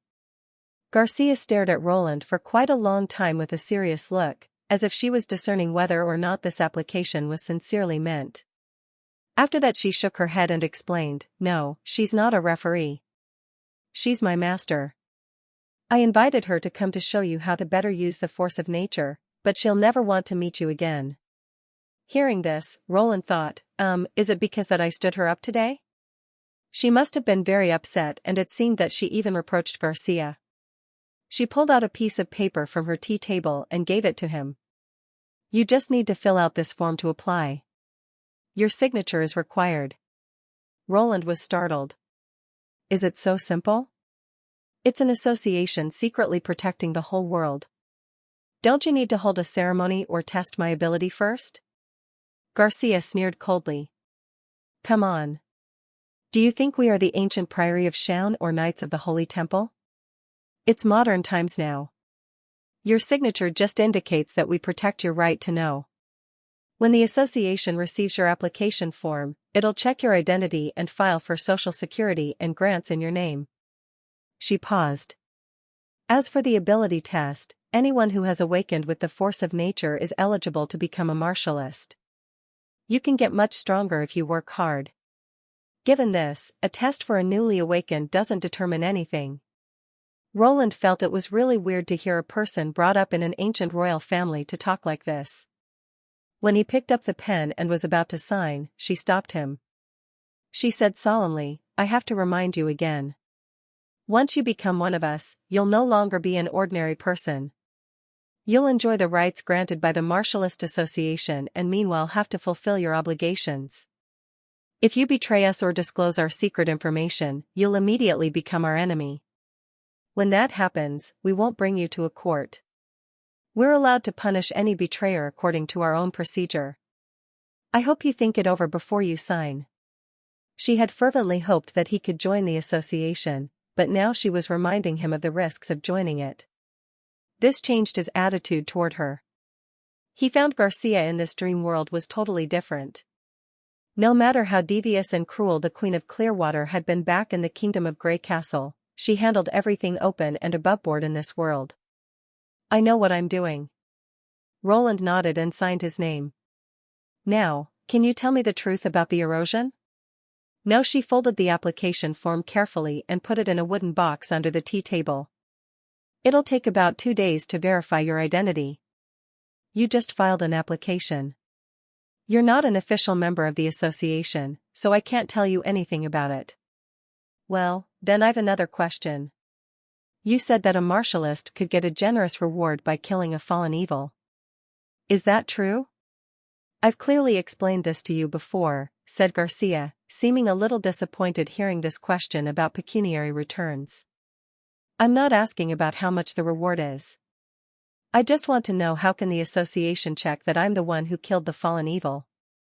Roland shrugged.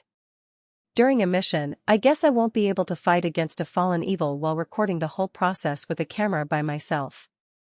Do I have to invite another martialist to witness the fight? Or, you guys adopt the ancient way, counting the heads I bring back?" Garcia got grumpy and said, "Is money that important to you? No matter who kills a fallen evil, the world will end up being clearer. Why do you square accounts in every detail and are so particular about personal gains?" Roland argued, "You're a well-known martialist whose reward for winning a match is equivalent to a common person's yearly income, but just 2 months ago, I was still a jobless guy. I have to take care of myself and the little girl." "You're right. Money is very important to me." He deliberately made use of her misunderstanding to delude her into believing this lie. After all, he just wanted to find out the cause of the erosion through the Martialist Association rather than devote himself to the association. Besides, money was indeed very important to him. Garcia stared at him for a moment, still seeming a little annoyed, and then said, "To prove that you've killed a fallen evil, you just need to give its mutated natural core to the association." "I can hand this thing over to the association?" Roland was slightly surprised.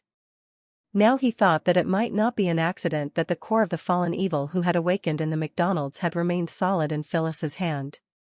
Of course. It's the source of the fallen evil's power. Once a mutation occurs, it'll never recover. It can prove the fallen evil is eroded. If we don't collect these mutated cores and lock them away, they'll infect other people sooner or later. Ordinary people will lose their minds simply by touching it." "You mean, a mutated core can be used by different people?" Garcia said with resentment, "Yes, that's why some people are collecting them. We know exactly what they're thinking. Don't they worry that they'll destroy our world by doing so?" Hearing this, Roland immediately realized that another group of people were organized to collect the mutated cores and act against the Martialist Association. Garcia, who had just let this information slip in a fit of anger, was reluctant to divulge any more details about those people. But the association must have stored a great number of mutated cores. "Aren't you afraid that they'll find the location of the cores or some martialist will betray and leak the secret to them?" "It's impossible," she interrupted without hesitation. "Although you're not allowed to know these things at this moment, I can assure you that those crazy guys will never break through the defense line guarding the core area of the Martialist Association. Before they get to the place, the 4 defenders will tear them into pieces." He really wanted to ask her where this core area was and who the 4 defenders were, but he knew for sure that he could not get the answers from her today. Given this, he suppressed his curiosity and thought to himself, "What if I get into the place where those mutated cores are stored and release all of their force of nature into the air? When that happens, what'll happen to this dream world and to myself? How strong will my power and the warm flow circulating in my body become? No matter what'll happen at that time, I really look forward to it. Chapter 793, The Ancient Witch's Discovery. Roland went back to his apartment after bidding farewell to Garcia. Phyllis, who had been sitting in the living room waiting for him, asked, "Your Majesty, who's that person?" "She's a warrior. You can consider her as an awakened with magic power in this dream world." He waved his hand. "You don't have to mind her attitude. No one in this world knows I'm a king. But after all, she's also created by you like everything else in this world." Phyllis still did not want to let it go. She showed him much greater respect after he had granted her request and treated her to tasty food. He sat opposite to her and explained, "They don't think so. All the people in this world have their own ideas and memories. Their whole lives have nothing to do with me. This world has its own rules which I also need to follow." When he was talking about this world, Phyllis's eyes shone with excitement. She had been deeply shocked by her experiences here and had been meant to ask something about him. Now, she finally got the chance. She looked at Zero's bedroom and then whispered, "Your Majesty, is this the real place where you used to live?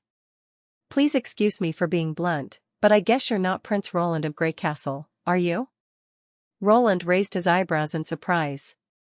"Why did you say that?" Phyllis was excited. "Because your Neverwinter looks just like this world. When I first came to your city, I didn't quite understand why you built so wide, flat roads for carriages even inside the city where space is limited. But now I know you didn't build them for carriages. You did it for those fast four-wheeled vehicles. Your amazing weapons, your ambitious plan to build a 10-floor building, your powerful machine powered by boiling water and many other things in Neverwinter all seem to have something to do with this world." After a little thought, he said, "I'm indeed Prince Roland, but when I came to Border Town, some different memories just somehow popped into my head in a sudden.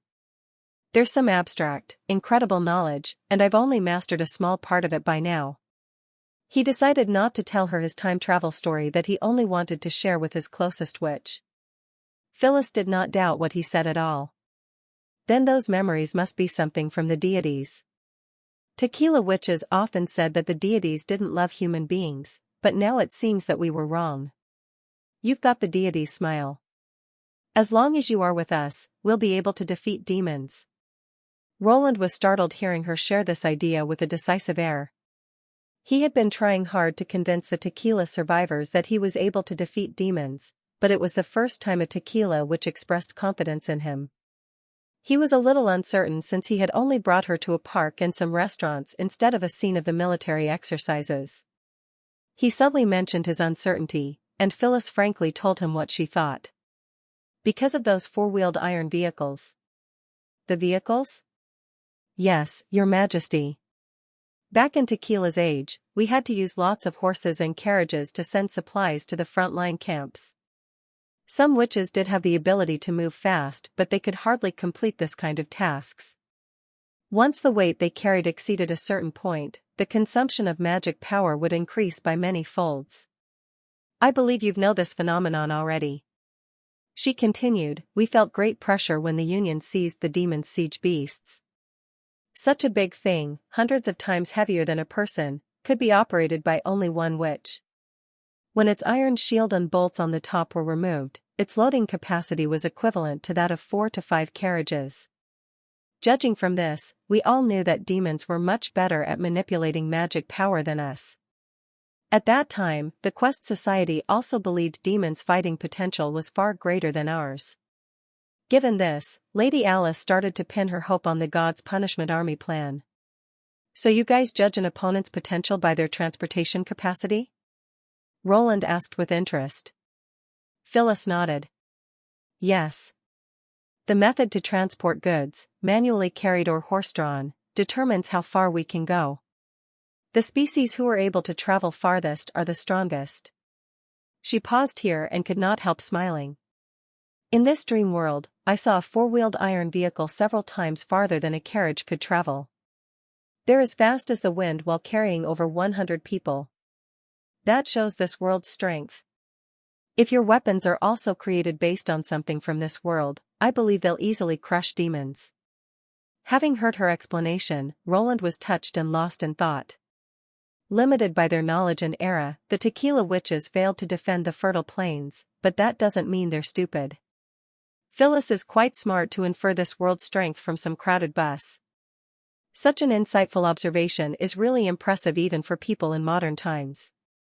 He suddenly thought of a topic frequently discussed by netizens in forums: how can we defeat aliens who come to invade the Earth? In fact, this discussion was meaningless. Human beings worked hard only to send several astronauts to the Moon, the closest celestial body to the Earth. This achievement was nothing when the alien invaders were able to travel hundreds of light years or even across the galaxies to the Earth.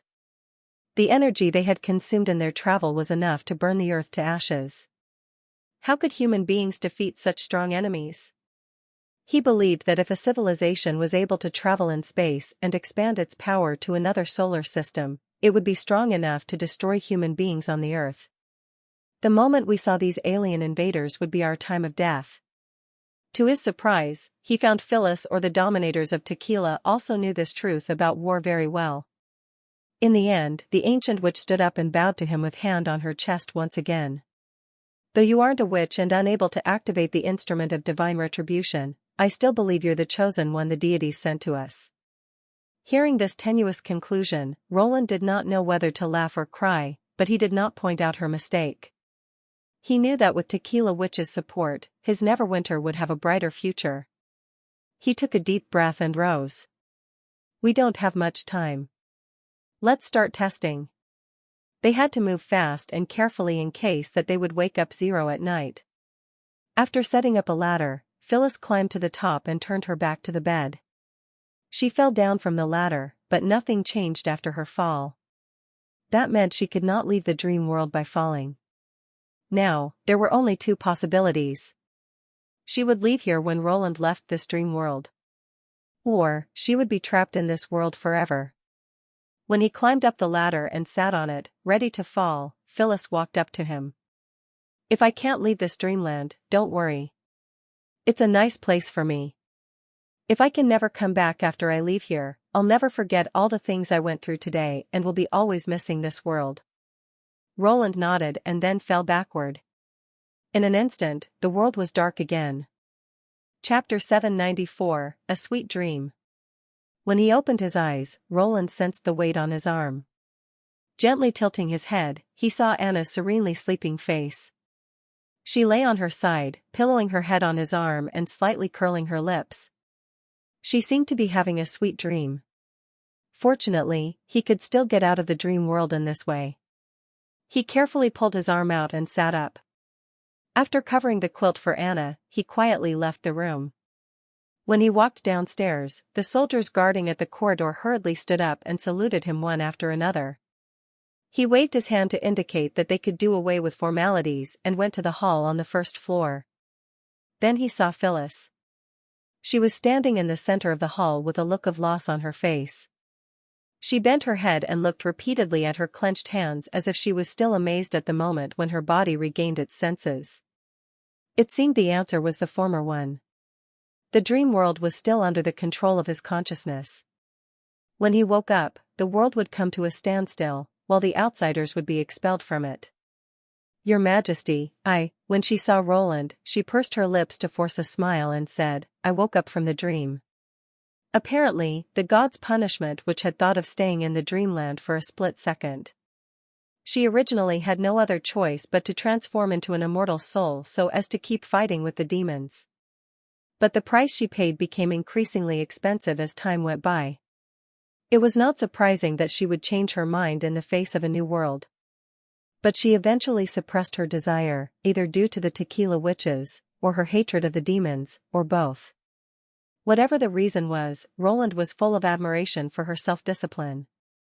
We're not certain yet, he smiled and replied, we've just finished half of the test. We can't know whether it's an occasional or certain result after the integration of light beams until the end of the test. Let's continue here. Phyllis was a little surprised, asking, won't you go back to your bedroom? That may wake Anna up, Roland shook his head and replied. Anyway, there's heating in the castle and sleeping in the living room is the same. He said a few words to a guard, who widened his eyes in surprise but still faithfully executed Roland's order. Half a quarter later, the long table in the living room was spread with a layer of soft cushion and quilt. In this way, the living room was tightly guarded by a group of completely confused soldiers while Roland was sleeping in it alone. Phyllis, as well as the others, stayed in the hall, waiting for the emergence of the light beam. He had to admit that it was really difficult to fall asleep after he woke up, especially when it was time to reveal the answer to the puzzle. Roland tossed and turned for several hours until he finally fell asleep at dawn. The new world instantly recovered operation. To his surprise, in the dreamland it was not the early morning of the next day. Outside the window, the neon lights were still flashing. The ladder was still at the bedside. Phyllis's eyes became clear little by little. She suddenly awoke from her dreamy state, bent her head and looked at Roland in disbelief. "Your Majesty, is this true? Am I dreaming?" He could not help smiling. The answer was self-evident. Whether it was a dream or a real world, it might not matter for this god's punishment witch. What was important was that she finally got her compensation after assuming the pain and responsibility for hundreds of years. This time, they only stayed in the dream world for a short period of time. Roland had thought that she would eagerly go out and hang around. He did not expect that she would get down on one knee and plead with him to allow her to share the news with her other companions. She promised that the tequila survivors would remember his kindness forever and would make every effort to serve him. In the face of this plea, Roland did not respond immediately as usual. He was not reluctant to welcome the tequila witches, but he did not know how to feed so many people. More importantly, Zero had already been suspicious of Phyllis, and he could not claim that these additional 100 witches were all his distant relatives. Roland would never want to get the little girl, the second creator of the dream world, involved in these things. If she sensed any problem of this world, he could not predict what would happen. Just to be on the safe side, the tequila witches could not stay at his home.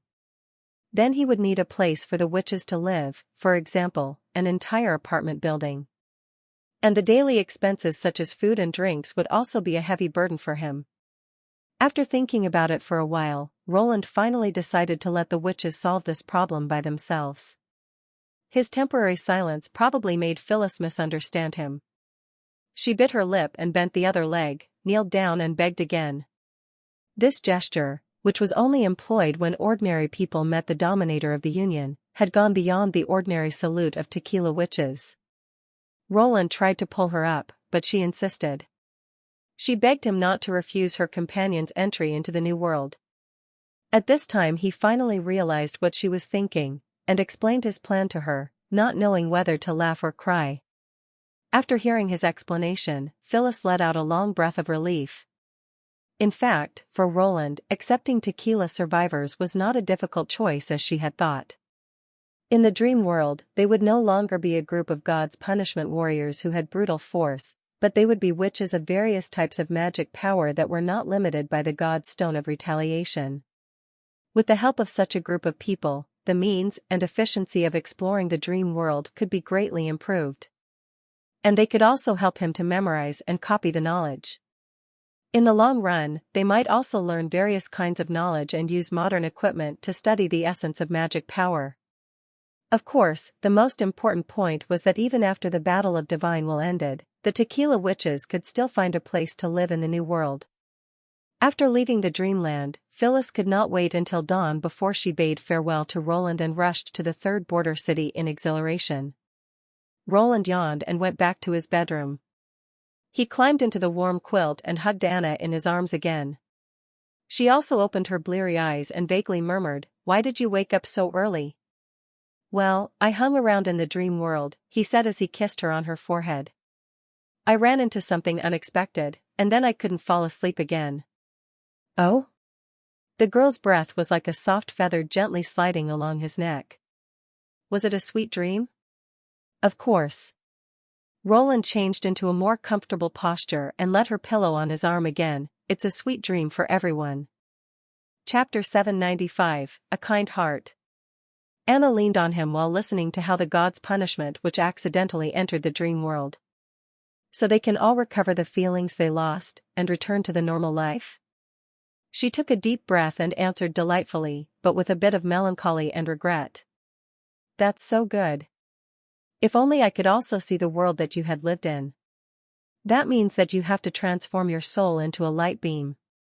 It would be too high a price to pay for you, said Roland, stroking her hair and earlobe. And we can build Neverwinter into an ideal place which can be comparable to the dreamland, can't we? That's all right, Anna chuckled. But are you feeling a little guilty now? Roland was a little stunned. No, I just. No need to answer. Just let me listen to it. Anna put her head on his chest and whispered after a while. You're a little guilty and worried. You're guilty because Phyllis is a woman and also very pretty. And you're also worried that I'll be suspicious. Am I right? Well, Roland did not know how to respond to her answer, which could not be more correct. Anna tilted and said, but you're honest, so don't be worried. I trust you. She paused and said with a more serious tone, Roland, you've made this decision to help them, just like what you did to help the Witch Cooperation Association and me. How could I be suspicious of your kind action? It's your duty as a king, isn't it? Roland felt slightly relieved. If it were Nightingale, he could not be certain that she would not be suspicious. But Anna was different. If she said she believed it, then she really did. And from her expression, Roland knew that she really supported his decision to find a home for the Tequila Witches and help them to regain their lost consciousness. Anna had a kind heart, which had never changed since the day he met her. But from now on you must tell me what you do in the dream world. Promise me. She blinked her blue eyes and whispered in his ear. Roland nodded, I promise. Anna contentedly smiled, slowly climbed onto him and held his cheeks with both hands. She murmured, now you're mine. She gently bit his collar all the way down. Their sweet breathing sounds could be heard coming from the bedroom. When Phyllis brought the amazing news back to the third border city, the witches burst into a commotion. As long as we cut off the consciousness in the range of the light beam, we can return to our original appearance? It's not important at all. The most important thing is that we can restore the sense of touch and smell. Is KFC really that delicious? More delicious than roast meat with honey sauce? Could you take me to the dream world? Me too. I would also like to. They surrounded Phyllis, eagerly asked her all kinds of questions and behaved totally different from their ordinary calm selves. They had never been so excited, not even in the face of a swarm of demonic beasts invading the underground maze. Stop. If we go to the castle together, they'll suspect that we want to occupy Neverwinter. Alethea shouted and put a tentacle on Pasha. What do you think of it? Is this a trap by the king of the common people? Even if it were a trap, I'm afraid that they would probably willingly walk into it, Pasha replied with a bitter smile. Until now, she had not recovered from the shock after listening to the story told by Phyllis. A highly developed dream world, a place where all souls could regain their new life, was a temptation which none of Tequila survivors could refuse. From the king of the common people, they also found the answer of how to defeat the demons, which they had sought for a long time. After suffering for hundreds of years, they finally saw a glimpse of hope. This incredible feeling struck her with a rare dizziness. It had been a long time since she dreamed. Subconsciously, Pasha hoped that all this was true, but she was not entirely convinced that such a good thing could happen. A common person with any magic power became the savior of Tequila Witches? No wonder Alethea would be vigilant and suspicious. Luckily she was aware that she had to send someone to verify what Phyllis had said. That did not mean that she did not trust Phyllis. After breaking with the Union and going into exile, the survivors treated each other as sisters. She was just worried that Phyllis might have been deceived. After all, this sounded like a fairy tale and a sweet dream. She had to examine it with great caution. Thinking of this, Pasha transmitted her consciousness to everyone's mind. Is King Roland really willing to let the others enter the dream world? He said so, but not now, explained Phyllis. That world has rules that must be followed just as in the real world. To avoid unnecessary changes caused by any exposure, the first batch of people must fulfill his requirements to enter the world. They'll assume the pioneer mission and prepare for the admission of more people in the future. Hearing that, Pasha became a little less worried. If it were a trap, then he would try to let more people fall into it instead of giving the pioneers a chance to warn others when they realized it. What kind of requirement? Well, Phyllis hesitated for a moment.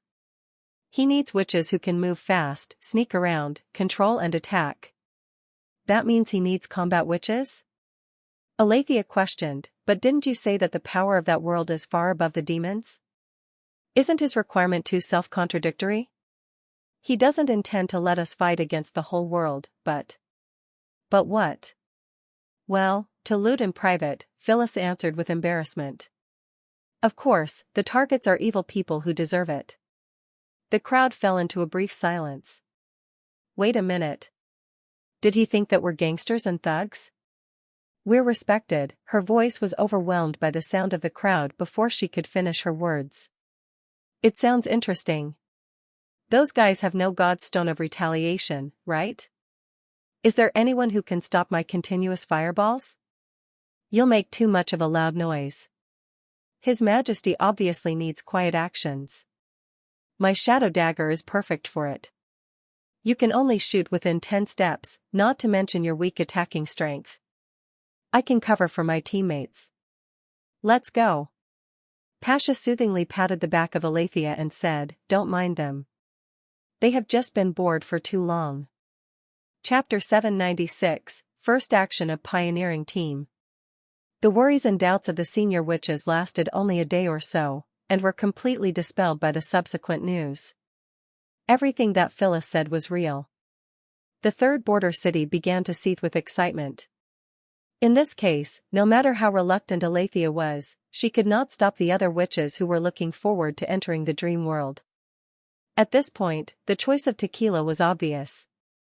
Through the phantom instrument, Pasha conducted a meeting with Roland about the covenant.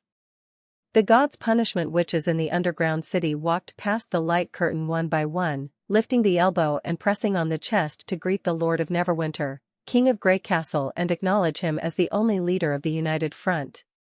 The senior witches who were transformed into original carriers also bent down their main tentacles to show their allegiance.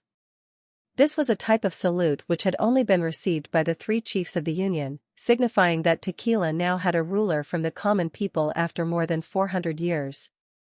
Alethea was the last one to show up in front of the light curtain. As a higher ascendant, Alethea joined the Blessed Army when she was 20 years old and had fought with the demons for more than a decade to defend the glory of Tequila. Pasha was worried that she would do something unexpected. But ultimately Alethea had chosen to put the battle of divine will and the expectations of her companions in the first place and bent her main tentacle to Roland. Regardless of how reluctant she was at the moment, her decision still made Pasha feel relieved. If it were still in the Tequila age, this would definitely be an incredible scene. However, a long period of more than 400 years could change many things. The ambitions and convictions that all mankind will surely defeat the devil under the leadership of witches were gradually diminished. When a common person showed his amazing potential and grace toward the Tequila survivors, their resistance would seem pointless. Pasha believed the unanimous view of the 3 chiefs of the Union, that the witches would eventually stand out from the human community. Common people like Roland were only a minority, and the witches would one day return to the position of the rulers.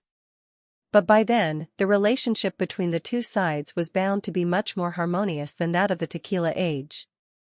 After all, if they could survive the third battle of divine will, the idea of the witches and the common people working together to maximize their strength would undoubtedly gain in popularity. She did not mind welcoming such a future.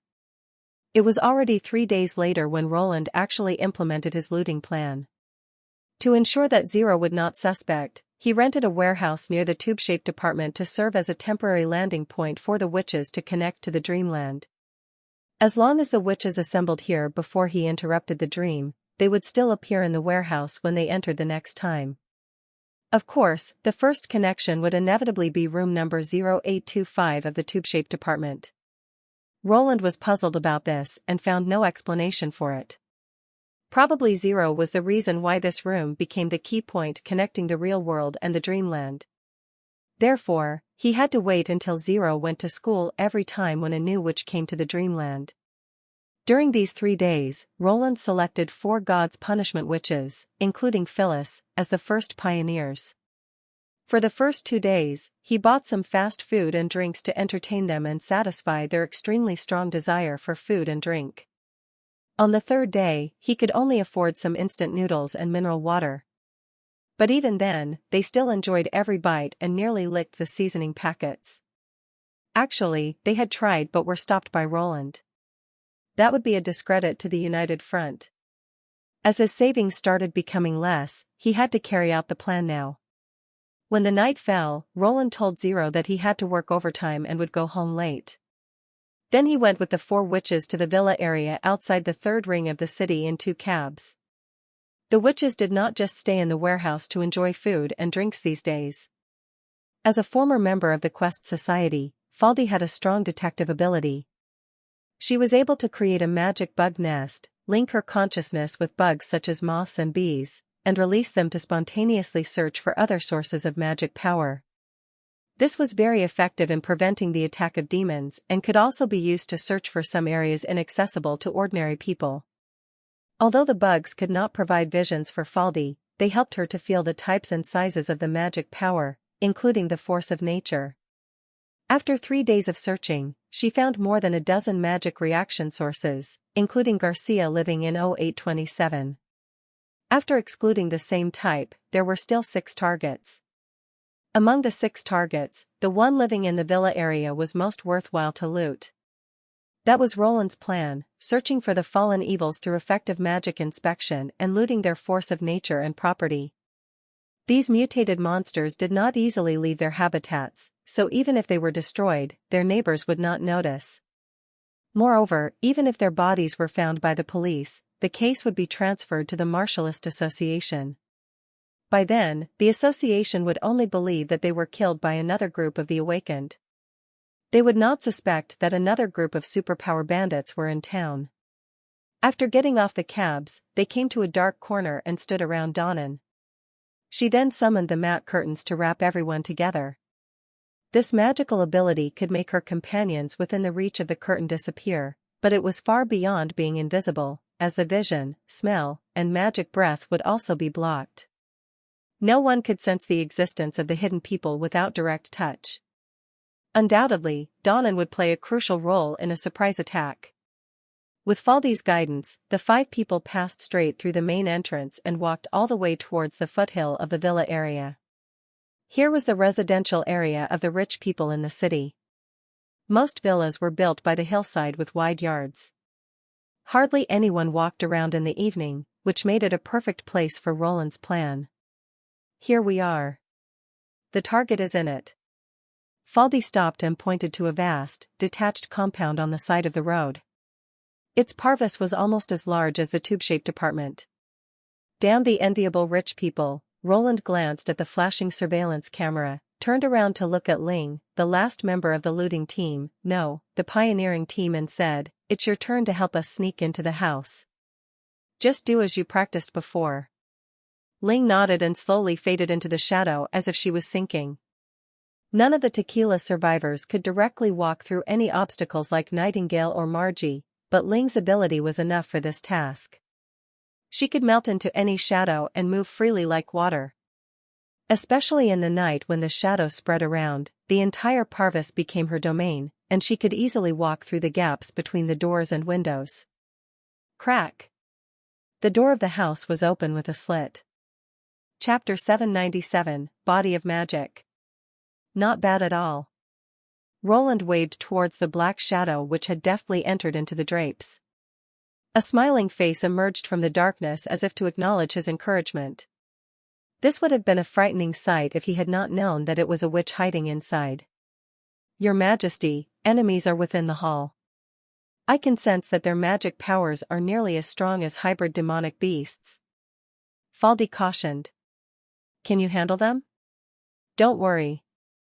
Ling and I won't have any problems as long as they aren't like senior demons." Phyllis replied. Then let's act according to plan. As Roland passed through the long porch, he discovered that the villa's windows were all covered up with boards and tape.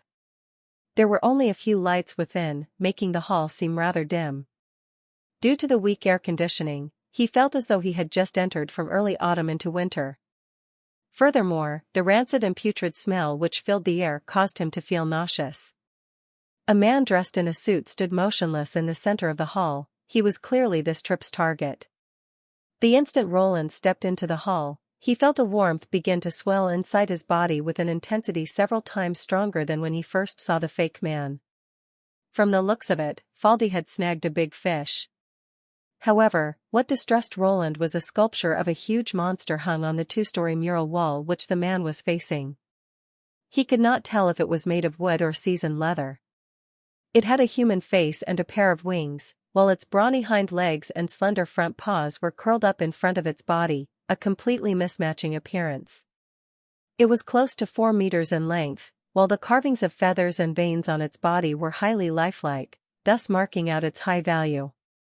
The grotesque taste of rich people, Roland muttered to himself. Judging from the craftsmanship, it was worth at least 1,000,000 gold royals. Time to act. He looked away from it and placed his attention on the target. Yes. Making use of the mat curtains to sneak 2 meters behind the enemy, Phyllis initiated the first attack. A claw protruded from her back and lashed with lightning speed toward the suited man. The interference of magic caused the curtains to ripple. At this time, the target seemed to sense something and turned his head sharply. However, at this distance, even an extraordinary would have no time to dodge.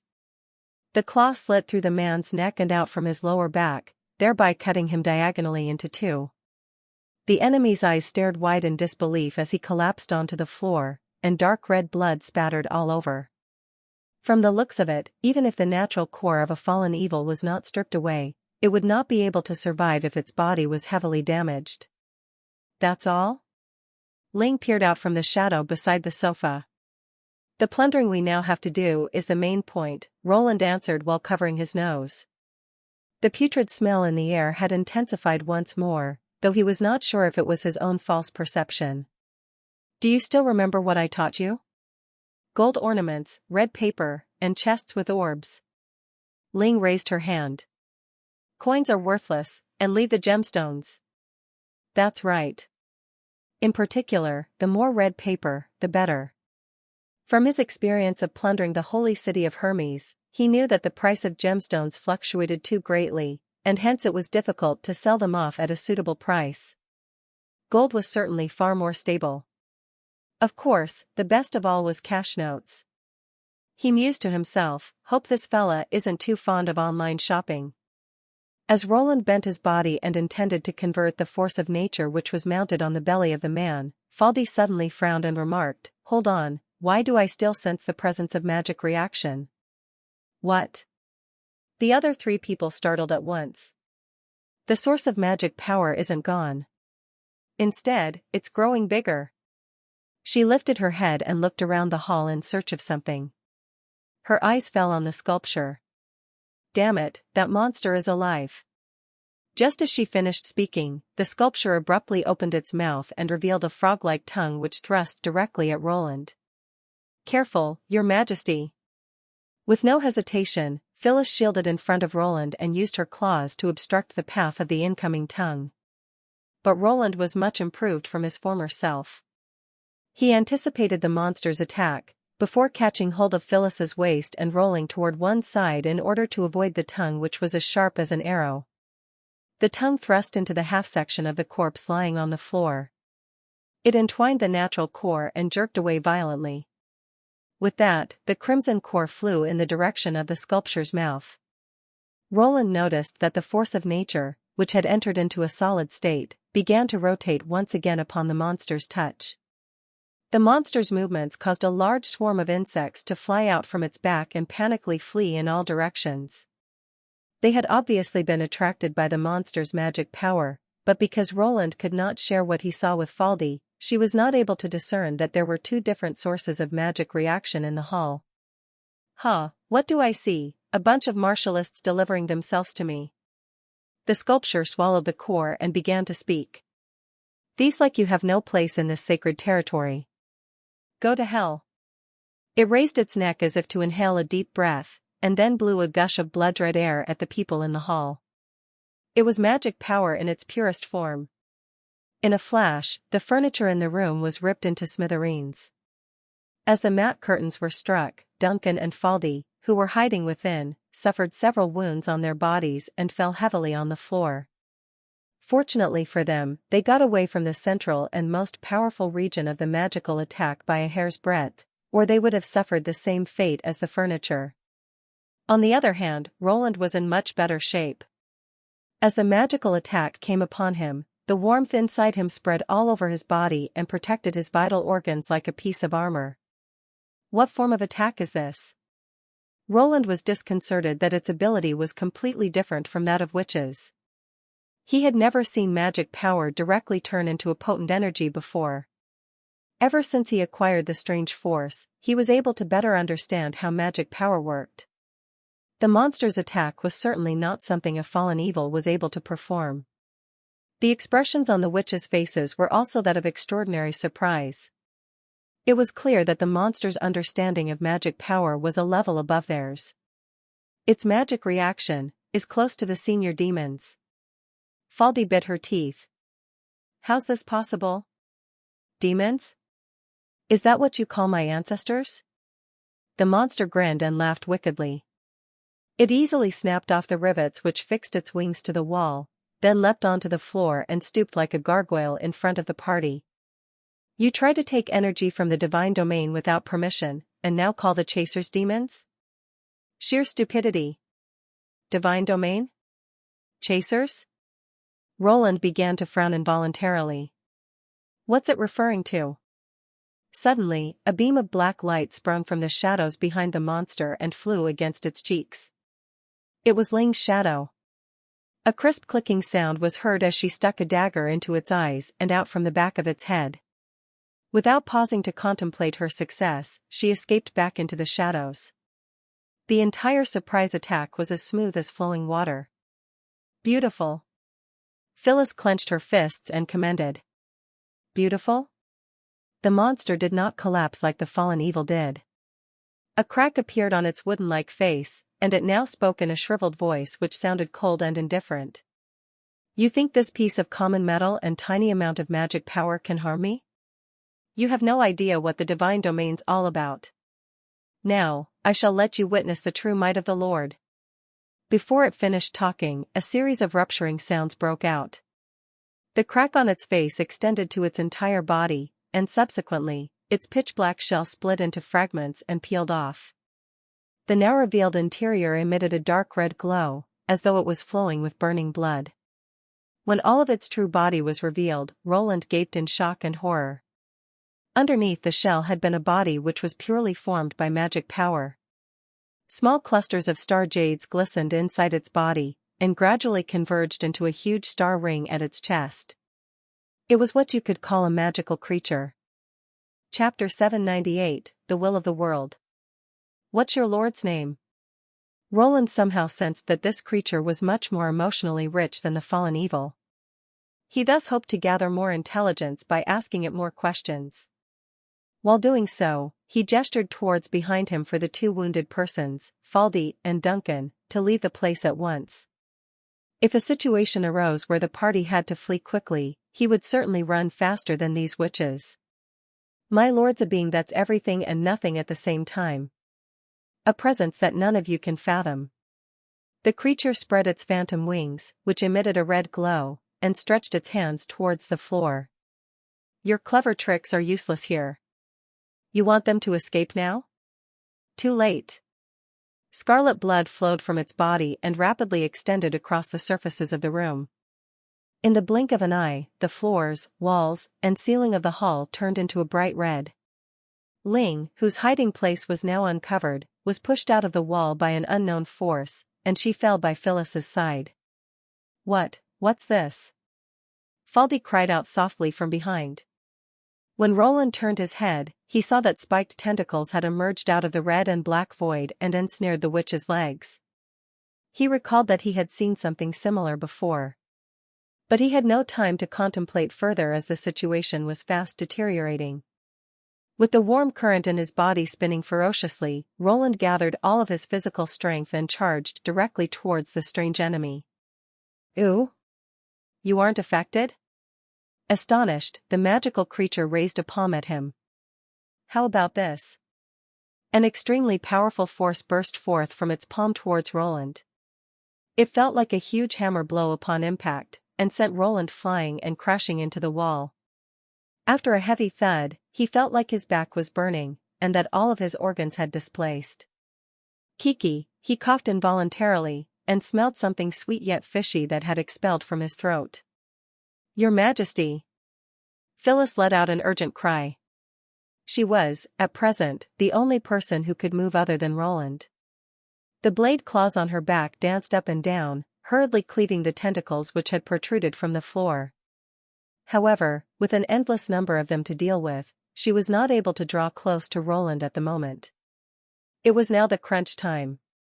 But Roland's mind remained exceptionally clear. There was entirely no fear in him, as if he had deleted the feeling of fear from his brain. The warm current in him surged ever faster, accompanied by the vigorous beating of his heart. He could feel that an extraordinary change was occurring in his body. All of the world's magical power was gravitating towards him. Even the red glow that extended across the walls became sluggish. The trails of blood circumvented his body as they passed by, and wherever he touched, a blue mark would appear. This process was entirely out of his control. He was unclear about what was happening himself. A strange sound reverberated beside his ear, while the tones of the tumultuous cries seemed to harmonize. "Kill it, kill it." The monster had also begun to notice that something was not right. With a slight fluctuation in its dry voice, it asked, "What's happening? What be you done to my magic power?" Roland did not reply. He could feel that the warm current had swelled to its limits, and his body subconsciously arched. The next thing he knew, he was charging directly at the enemy like a cannonball. "Kal-I-it. Die." Repeating its old tactic, the monster raised its hand towards him once more. But this time, Roland was not struck down by the monster's force. For the first time, he saw the warm current rush out of his body to form a pair of blue light curtains in front of him. When the pair collided with each other, a dazzling radiance burst forth and hovered above his head, which then brought him flying directly into the monster's chest. He swung out a punch. The impact of his fist on the monster's chest was not as he had expected.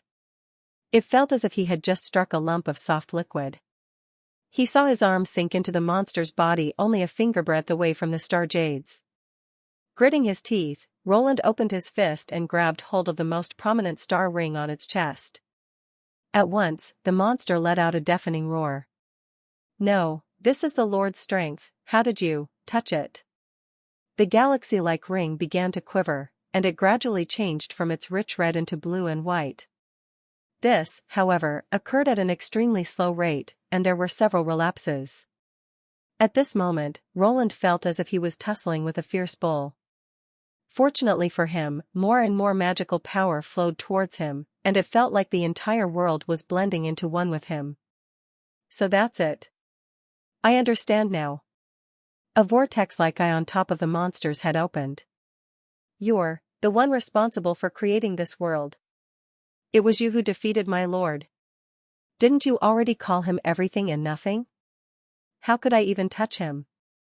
Roland laughed sardonically. "You fool. My lord may be almighty, but he can't stop all of this himself.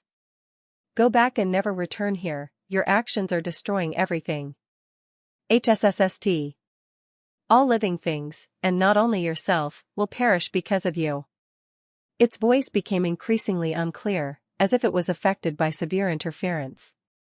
Roland could feel that the resistance of the star ring was weakening. The color change also became faster. "All living things?" He turned his head and glimpsed at the witches sitting feebly on the floor, before he continued in a low voice. "No, the only ones who shall perish are your kind. I've no idea where you're from, or what intention you possess, but certainly, this world will be better without you. From HSSST.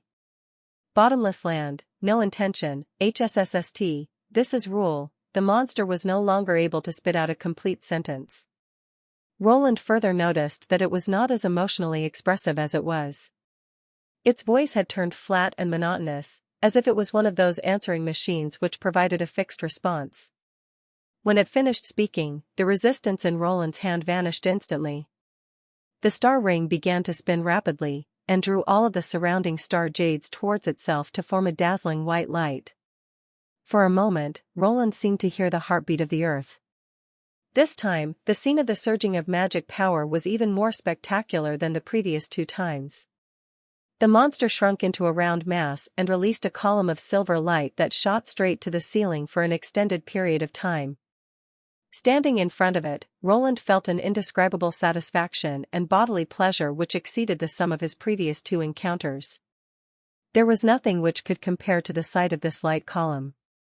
The witches' conditions were nothing too serious, except that they had expended all of their magic power. They were still able to walk on their own. According to Phyllis, when Roland was in a deadlock with the monster, the magic power of all 4 witches was taken in by him. This was something which could never have happened in the real world. However, it was simply one more thing to add to a night when so many unimaginable events had already taken place. After a quick search, Roland, carrying a heavy safe together with the car key taken from the suited man, led the witches quietly out of the foothill villa. Chapter 799, Changes. Thankfully, driving lessons were all the rage during his university days, and he, too, had signed up for them together with his friends.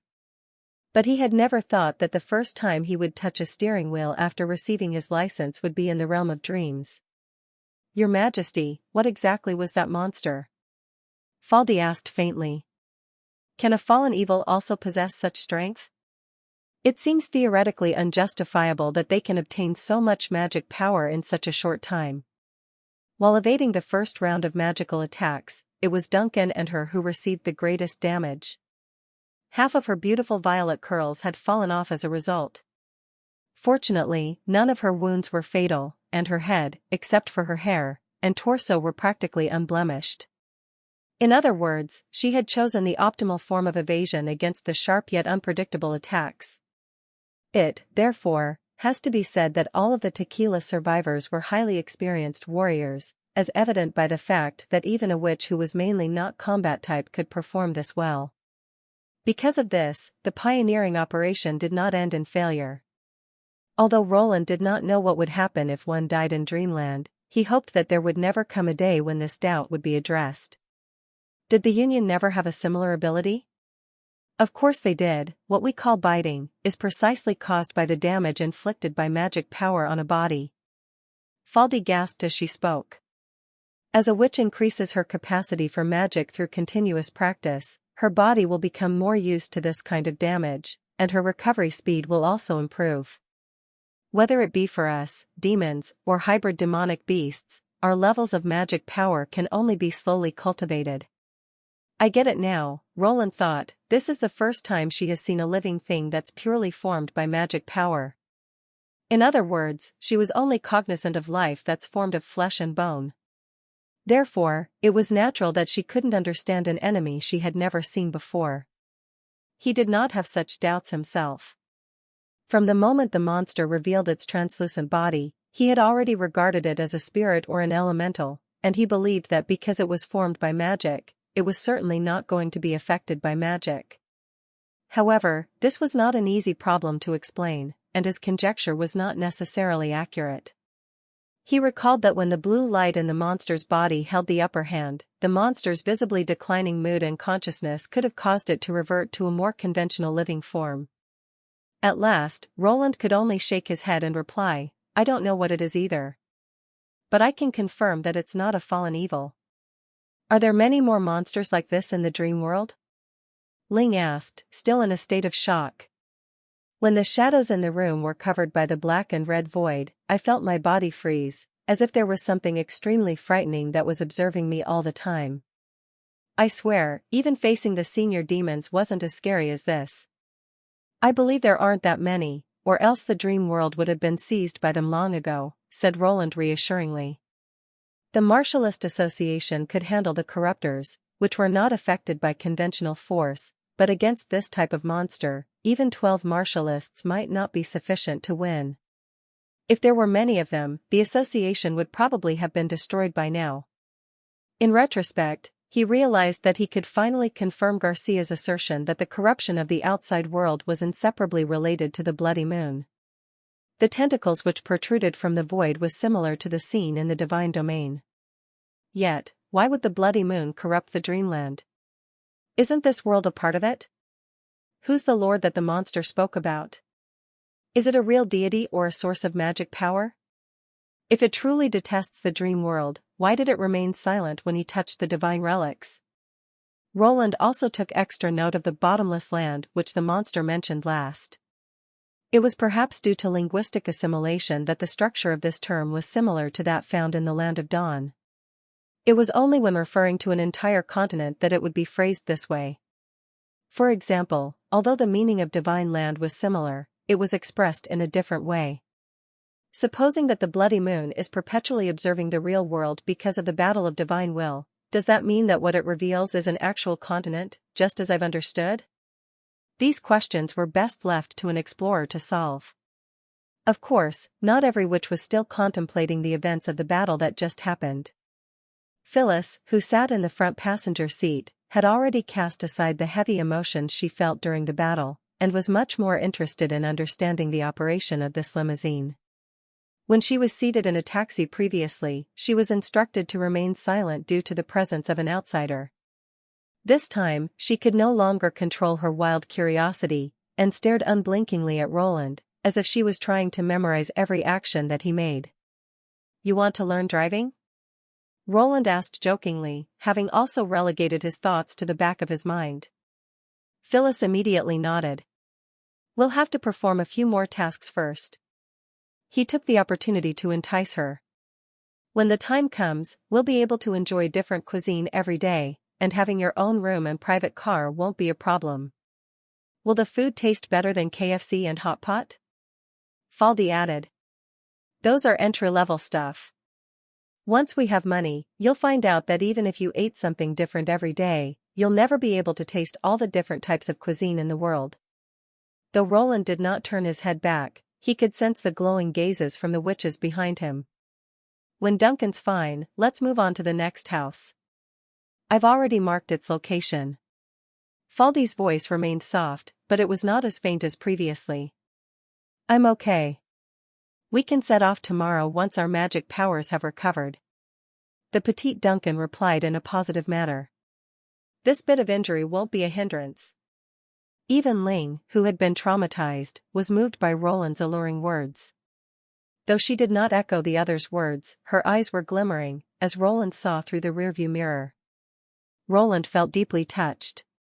It turned out that boosting the team's morale was truly a simple thing to do. In order to prevent policemen from popping by their place, he decided not to drive into Tongzi Street, and instead parked the car next to the neighboring Clover Association's construction site, which was still under demolition and hence was a surveillance blind spot. From there was a nice little pathway which led to the rented warehouse. Subsequently, it was time to examine the spoils. Regrettably, there was not much cash in the safe, amounting to only $100,000 or so. However, there was a considerable amount of jewelry, consisting of jades and pearls. It was not possible to place a fixed valuation on them. To his surprise, he also discovered several solidified forces of nature. It was these small yet exceptionally heavy things which gave him the false perception that the trip was indeed fruitful. Are cash transactions already out of vogue for these people? Forces of nature are now a currency? By the time Roland returned to 0827, it was already 11:30. He gently opened the door and discovered that the lights were lit in the parlor. Zero was lying by the tea table with her back arched and slightly undulating, as if she had already entered dreamland. In front of her were a stack of textbooks and a pencil box. It was evident that she had been revising her homework while waiting for his return. There was only supposed to be a tenant-landlord relationship between them, but there seemed to be a sense of family now. Roland's heart softened as he gazed at this sight. He walked up and gently carried Zero to her bed. After taking off her shoes, he covered her in the warm quilt. "Oh right, the textbooks. If she forgets about them tomorrow, she'll blame me again." Roland shook his head and laughed. He brought the textbooks on the tea table to her room and stacked them neatly on Zero's desk. At this moment, the bold print on a textbook cover caught his attention. Junior High Math Olympiad. This was an extracurricular subject which appeared impressive but was thoroughly impractical. He recalled that he was uninterested in math when he was in junior high, and, thinking that Math Olympiad was simply a higher level of math, he kept his distance from it, and would rather spend his summers learning sketching and calligraphy than attend Math Olympiad lessons. Therefore, at present, he had not the slightest idea what the course was about. Strangely, he began to take interest in its content, if only for a moment. He could feel his breath becoming shorter. He took a deep breath and slowly flipped open the first page of the textbook. The neatly arranged examples, together with Zero's elegant handwriting, caught his eye at once. Chapter 800, The Revived Harbor. A flat yet spacious concrete ship slowly made its way into Clearwater Bay and berthed in front of somebody. Its size was much larger than that of the small boats which occasionally appeared in the Silver Stream, and its weight made it practically impossible to be rowed by manpower. On its top stood two long metal cylinders that puffed out billows of black smoke. Its sides were painted an eye-catching tangerine color, which together with the smooth gray deck made the ship look like a belly-up rainbow trout at first glance. Like most of his brethren, Simbadi had never left the desert, and rarely if ever saw the ocean. Thus, when he saw that this ship was not made of wood, he could not help but exclaim in marvel. There was a stir of excitement among the ranks. "Pa!" OSHA's supervisor immediately snapped a whip towards their heads. "Keep your mouths shut. Line up and get on the ship, faster." Simbadi felt the crowd begin to stream forward. With the people behind him jostling, it was impossible not to move. As he was carried by the momentum of the crowd onto the ship, a slight fear arose in his heart. Perhaps he should never have left Silver Stream Oasis to come to this foreign land. Though there was an endless supply of water here, there was a chance that the three gods could not watch over such a remote place, and therefore would not hear their cries for help if the ship carried them into the abyss of Styx's river. "Hold on to me and watch your step." Molly's voice caused him to regain consciousness. A delicate hand wrapped around his palm and led him onto the gangway. Every now and then, someone from beside him would fall into the water with a splashing sound. Though the people on the pier would quickly pull them ashore, to fall into the river in this sort of weather essentially meant that they lost the qualification to work. When they pleaded to be re-allowed onto the ship, the standard reply they received was a lash from a whip. Simbadi remained close to Molly and followed the flow onto the concrete ship. As his foot met the deck, he did not feel the wobble he had expected. The ship was completely still, and it felt no different from walking on land. When the gangway was withdrawn, the honcho of Osha clan, Thuram, appeared on the high platform in the middle of the large ship and drew everyone's attention. "Do y'all still remember what I said? The chief values order and discipline above all else. Take a look at your clansmen who fell into the water. The original plan was for everyone to board smoothly and receive a work opportunity, so that you may obtain ample food even in the months of demons. But now, they'll have to starve until the next opportunity comes about. This was all caused by your stupidity. It was nothing but a fall. All they need is a change of clothes," an Irons End citizen retorted, but before he could finish his sentence, two supervisors had pressed him down on the floor and subsequently tossed him into the water. "Discipline is everything. There's no collective that accommodates the individual, only individuals who submit to the collective." Thuram rebuked angrily. "Unlike the clan wars of the past, it's no longer lurking enemies who are being eliminated, but rather your own kin. Take this as my first lesson to all of you and remember it." He paused before continuing, "Of course, those who lost their jobs today will only go hungry for a while. However, in the future, anyone from the Sand Nation or tribe who doesn't observe order shall be banished from this evergreen land. As his voice fell, a booming noise erupted from the metal cylinders and rolled across the sky above Port of Clearwater. The giant metal wheels on both sides of the hull gradually began to rotate. After a violent shake, the concrete ship slowly sailed out towards the mouth of the river. "Thank you. If it wasn't for you," somebody glanced at Molly. The latter laughed and narrowed her eyes to slits. "It's nothing. It just happened that I was ahead of you in the order." "Really?" He lowered his head with some embarrassment. He and Molly were both members of the Fishbone clan, and they had conversed with each other on occasion. He had always been fond of this hazel-eyed, black-braided hair girl, but having heard that she already had a sweetheart, he had thought it wiser not to reveal his feelings to her. After some silence, he gazed at her while she leaned over the side of the ship, curiously observing the scenery on both sides of the river. He could not help asking, "Are you not the least bit worried about where we're going?" She turned her head back. "Blackwater Valley?" "Indeed. I've heard from the other clansmen that it's close to the choke swamp and rotten wasteland, and has been cursed by the three gods. Anyone who enters without permission will never be able to come back alive."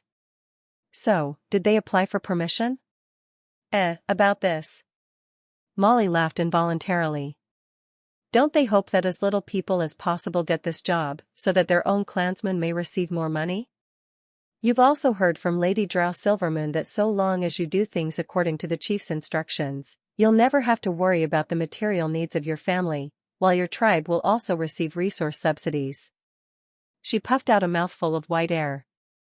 "Besides, do we have a choice?" The last sentence truly shut somebody up. Indeed, the first clans to willingly follow Osha to the southern territory of Grey Castle were predominantly small tribes which found it hard to continue in the Silver Stream Oasis. Fishbone was one of them. The oasis which they had occupied was currently being devoured by the desert, while the increasingly dry tributary of the Silver Stream made it impossible to guarantee the survival of the clan. In order to survive, they either had to join another big clan, or venture towards the southern territory. Thinking positively, at least the chief has fulfilled his first promise. "We no longer have to worry about starving to death in the desert, right?" Somebody could not refute this point. According to Lady Silverman's explanation, even those who were not able to attain a job out at sea would be able to receive a basic ration. As long as they could perform odd jobs for the reconstruction of the Southern Territory, they would not starve to death. "Besides, there are Osha people following us to Blackwater Valley. You don't have to worry too much." Molly laughed and pointed at a ruined port in the distance. "Look there, the land allotted to our clan should be near to that black tower, right? It'll be great if we can stay here forever." Somebody looked towards the direction she pointed at. The port of Clearwater appeared to have been divided into two. Half of it was a burnt-down wasteland which seemed to have been forgotten and deserted, with damaged houses and scorched wooden frames everywhere, and the courtyards were filled with weed. Conversely, the other half already possessed a budding vitality. Here, the Irons and people had set up a series of tents, and people could be seen moving within the camp area. The damaged houses were being knocked down one after another, while freshly whittled wood was continuously being transported into the area. Molly's smile caused a surge of anticipation to rise in his heart. "Perhaps, after I'm done with the next 3 months of work and return here, near to the tower will be a line of brand new wooden houses?" The being reconstructed town slowly disappeared in the distance, until the ship began to bobble up and down on the waves. The only scenery at present was the clear and boundless skyline. They had entered into the ocean.